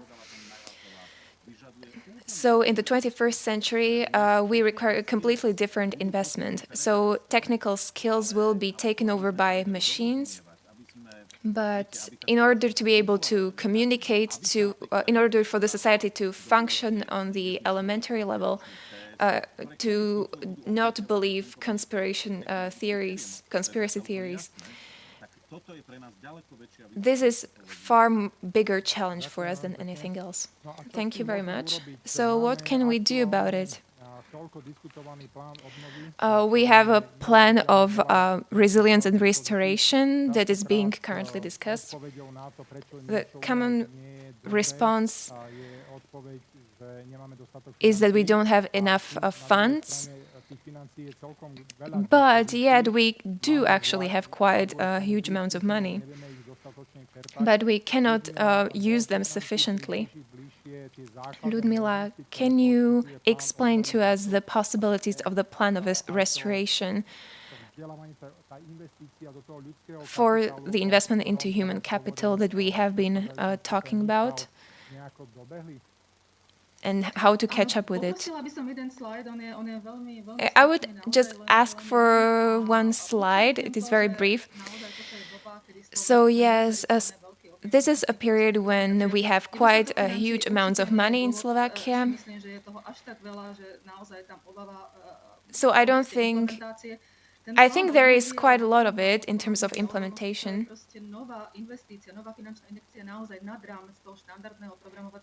So we need more money in terms of EU funds, and human capital is the key. When it comes to digital transformation, it is a huge challenge for the Commission. It wanted to force Slovakia as well as other countries to invest to digital transformation. In the case of Slovakia, who has 1.3 billion of euros allocated to digital transformation. And the plan of restoration connects investments and reforms. So it aims to create a digital reform and research and innovation of the ecosystem. This is further supported by investment into digital technologies. For example, investment into digitization of small and medium enterprises through vouchers or centers of digital innovations that are gradually being opened. And the hubs are connected to European centers of digital transformation. So we want to transfer this to Slovakia as well. And as we know, in the context of the digitization, industry and small and medium enterprises are lacking behind. And education as well, you know, in this context,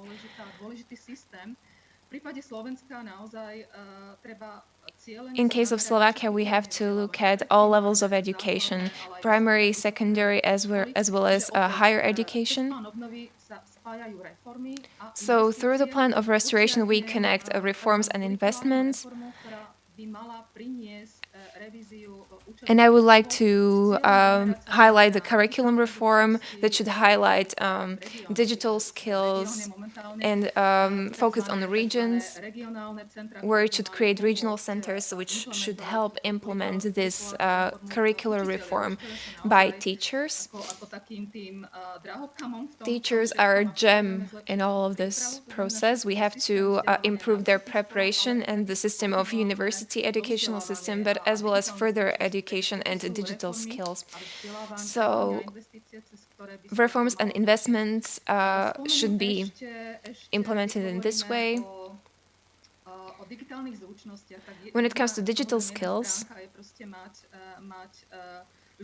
it is important to have people who are capable of explaining this. So teachers must be able to work with these digital tools, but also to explain them. And we must upgrade our schools in order to achieve the minimum level of equipment necessary for students to work in the digital space. And we have also talked about talents, and I will build up on the previous discussions.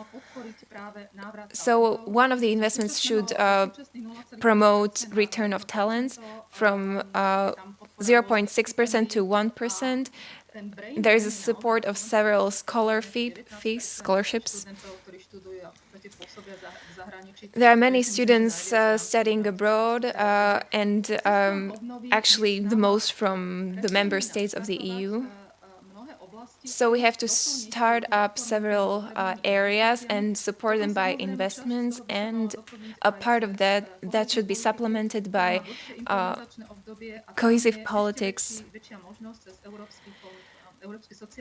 through the European Social Fund, and put emphasis on the investment to people. I have to also emphasize that these investments must be implemented by competent people.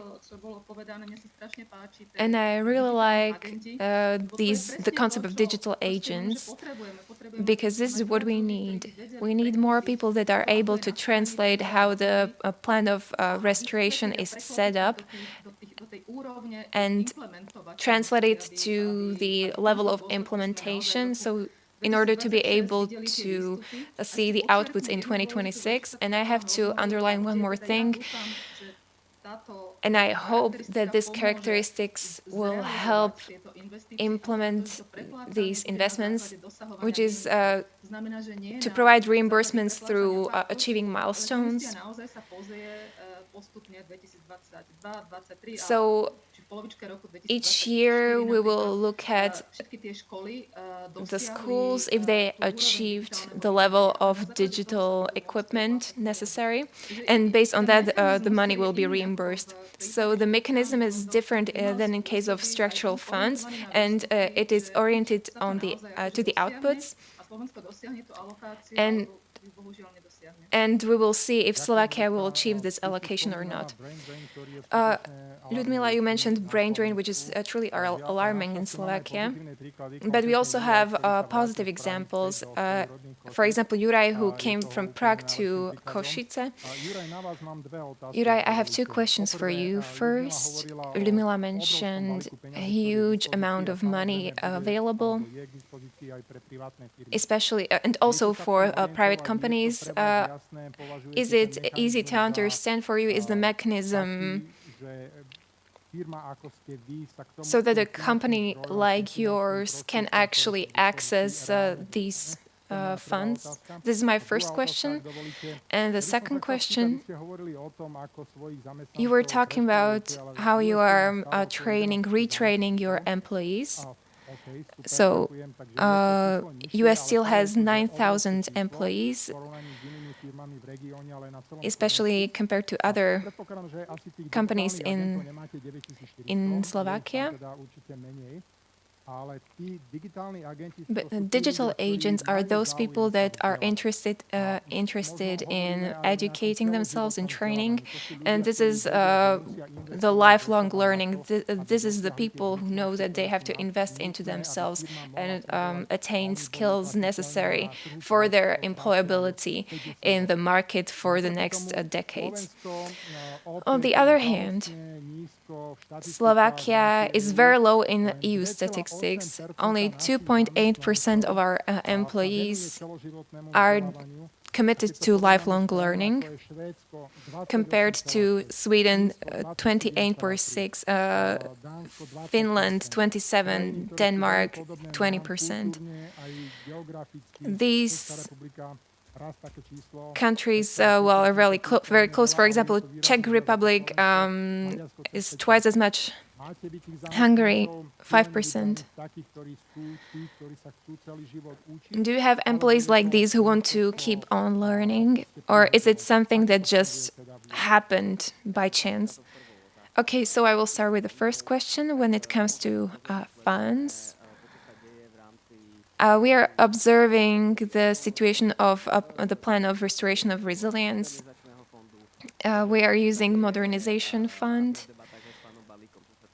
We were discussing it with Mr. Balik. So we are observing this and we are able to understand it.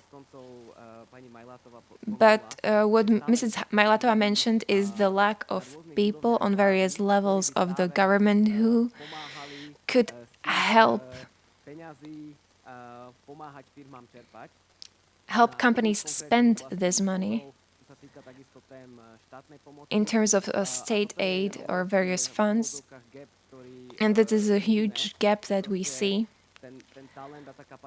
The talent and the capacity is lacking in the context of state. So, and this is why we cannot really use all the huge amounts of money that that are available to us. When it comes to employees, in US Steel, we have a job system where people on various positions are directly motivated to keep educating. So, for example, for molding or welding trainings where people can improve their qualifications. And they're also motivated financially to do this. I don't have any exact number, but I'm sure that the statistics would be higher than the number that you mentioned, the 3%. When it comes to digital agents, these are people who have signed up for this and were interested in this. And when they saw our pilot projects in which we try to communicate frequently, and as you mentioned, they were interested in to learn something. There is still some sort of distribution, so those who were interested the most were sent to the program that we organized in collaboration with the University of Pavel Josef Šafarik. Let's come back to the macro level. Michal, you are a sociologist, so how do you perceive the mood in our society? Does the average citizen of Slovakia realize current technological threat? Slovakia doesn't have any experience with any protest movement, such as in the past when people were breaking machines. So what would they break now? They couldn't break clouds or software. So people are urged to stand up in some revolution. And do they realize they have to invest into themselves? People should leave social media, first of all.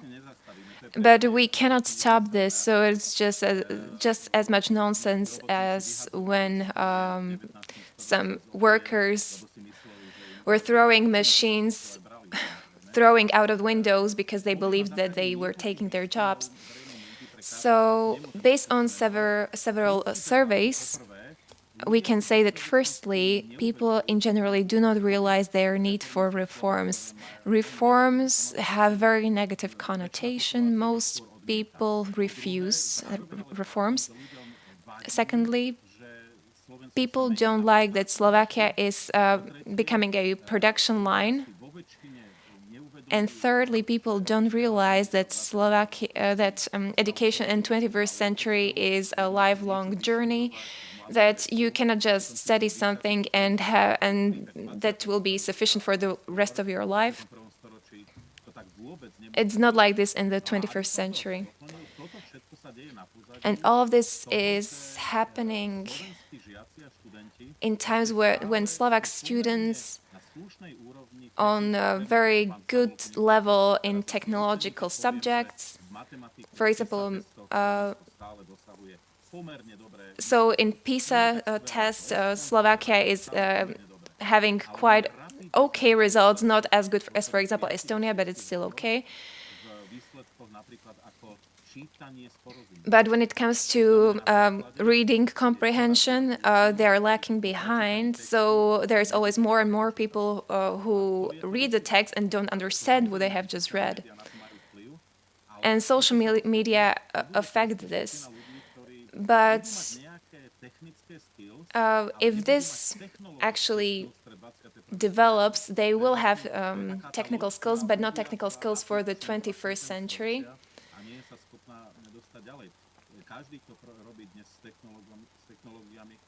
Anyone who works with technologies is well aware what I'm talking about. Ludmila, if you could explain to us the situation in Europe. When we are talking about big tech companies, EU doesn't play a major role in the world. Is the situation in Europe not good enough according to the European Commission as well? And why is that? Why EU isn't a leading player in the world? If we compare Europe with the US, we are lacking behind in the context of innovations, because in Europe we don't really have a problem with the lack of innovation ideas, but they are not applied. So if we compare with the number of unicorns, of course there is less of them in Europe. In the research, European Union is actually on a good position. So in the context of innovations, there isn't enough support that, or enough other tools that could help to implement these innovative ideas.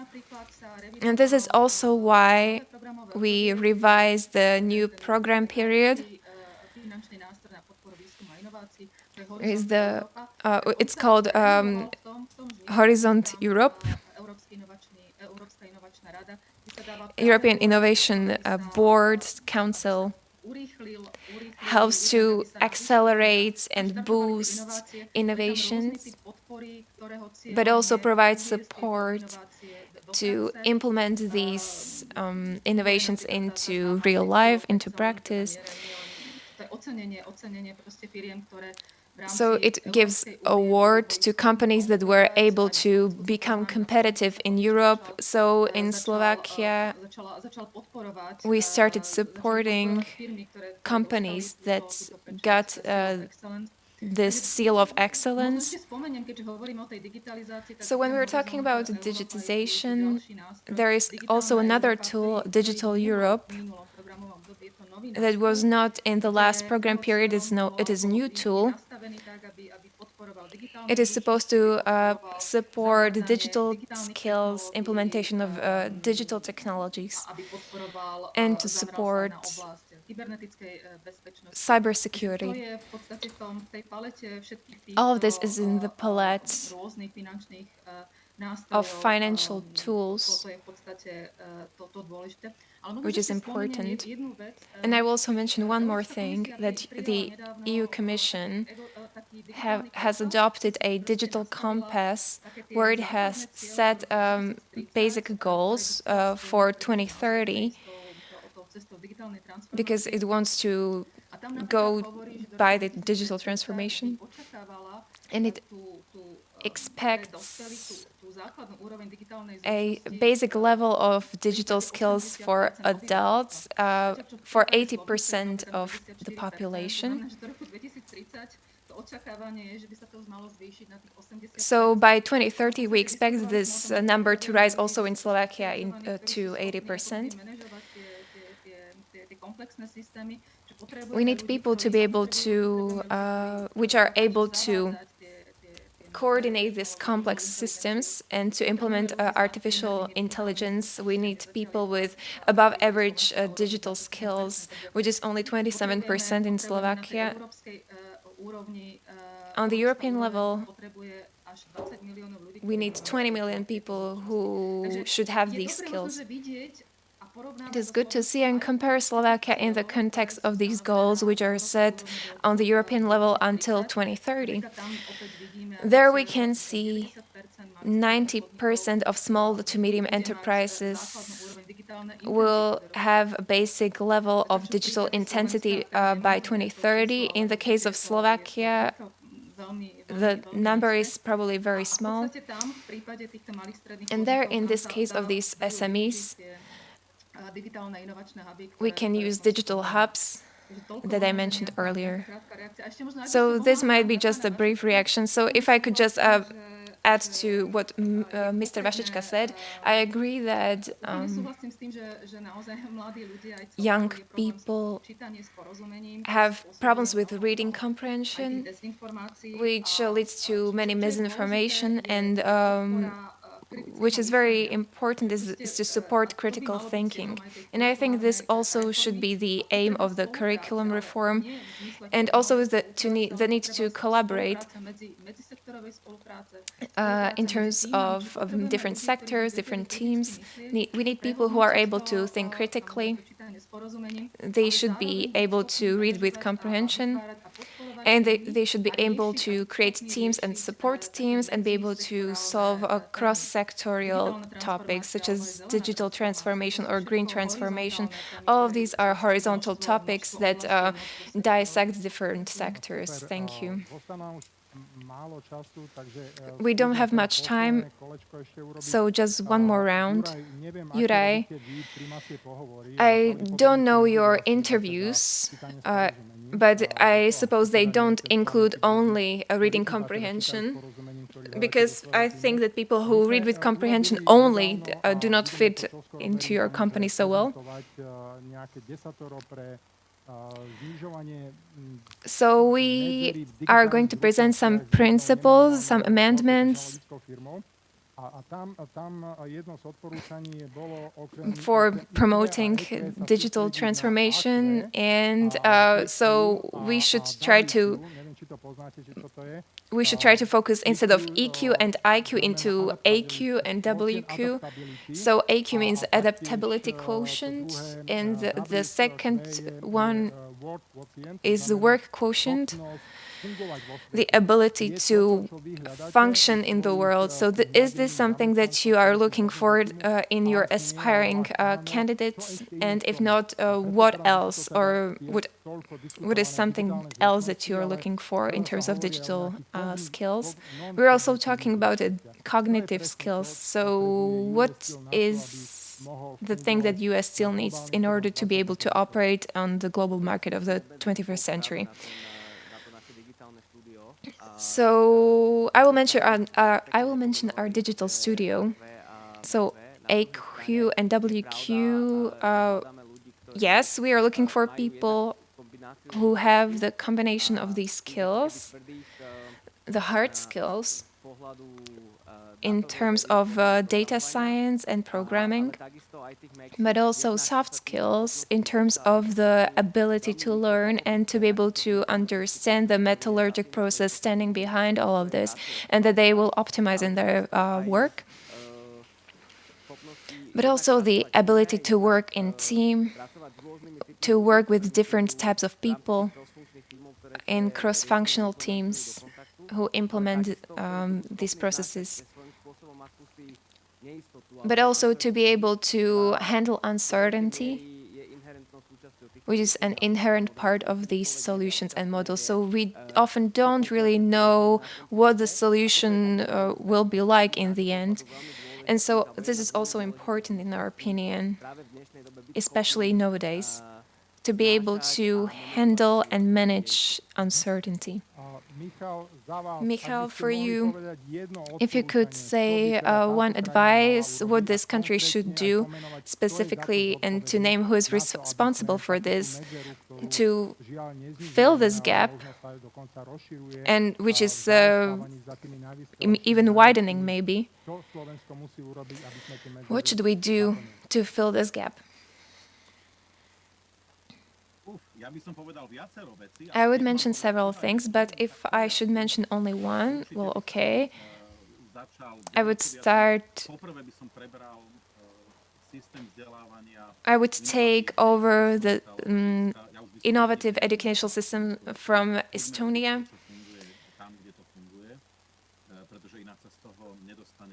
We have to do what works, because otherwise we won't get out of the situation. And I would invest much more into informal and innovative education, because right now we are understanding that people outside the school get more information than ever.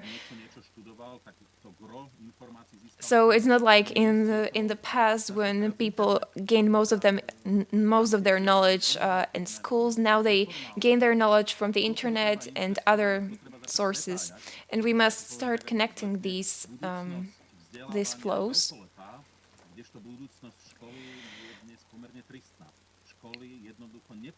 And schools do not fulfill this function anymore. They don't fulfill as many functions as they did before, because everything changed, and we shouldn't rely only on schools for this reason. Thank you. And Ľudka, for you, one key advice for the government or for the whole Slovak society, what should we do in order to be able to change? I think it is necessary to do something with the educational system to reflect what we discussed here. So provide more critical thinking and soft skills, and to correspond to the needs of work. And we must learn from the best. And I think teachers, if people are supposed to be an idol, such as teachers, it is necessary to work with these teachers. And finally, I would like to add one more keyword that is also the goal of the plan of resilience and restoration. It is resilience. It is necessary to create resilient societies and systems, and through education, we need to create or form resilient people. This is the characteristic that is necessary for the team. And this is the required characteristic of a person. Thank you very much, Michal Vašečka, Ľudmila Vajlatová, and Juraj Sabo. It was pleasant to have you here, and thank you very much for your interesting discussion. Unfortunately, we are out of time, and so I have to thank you for... I would like to thank also our audience for your attention. And to summarize all of this afternoon, we've heard many interesting ideas. So in the beginning, Mr. Valo talked about the values that a successful self-government needs to have. That's transparency, communication with people, social sustainability, and environmental sustainability. Mr. Dušan Velič talked about how a crisis can be an opportunity with the right mindset. And we also heard about the innovation triangle that is not as developed as it needs to be yet. And then there is also a lack of trust in the industry from the schools, and the connection is not up to par. In the second part, we talked about responsibility in leadership. So what about meaningful work? So who am I working for, with what purpose? So young people need to have this higher meaning of their work. Talked about how the pandemic has accelerated negative trends, and it makes it more difficult for the leaders to manage transformative changes. And what can really inspire are successful stories. I really liked Martina Kolesarova's saying that research of students showed that young people don't think they can be agents of change. And the solution that was given was that successful leaders should return to their secondary schools and talk about how they managed to create positive change. So we should have the attitude of the future is not bleak. Then we heard from Riva Anton, and he said that for a startup to be successful, we need to have no prejudices.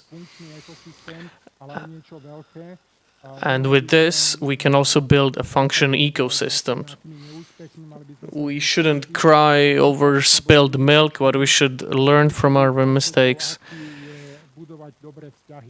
And the main focus is building good connections. And the second to last discussion, led by Peter Kolesar, concluded that the educational system shouldn't produce just technologically skilled people, but they also should know how to solve problems. And we should also push leaders to give back their know-how. And the last discussion told me that we need digital agents. And Slovakia shouldn't only have modern infrastructure, but also modern human capital. There will be machines, but people also need other skills, such as non-cognitive and digital skills.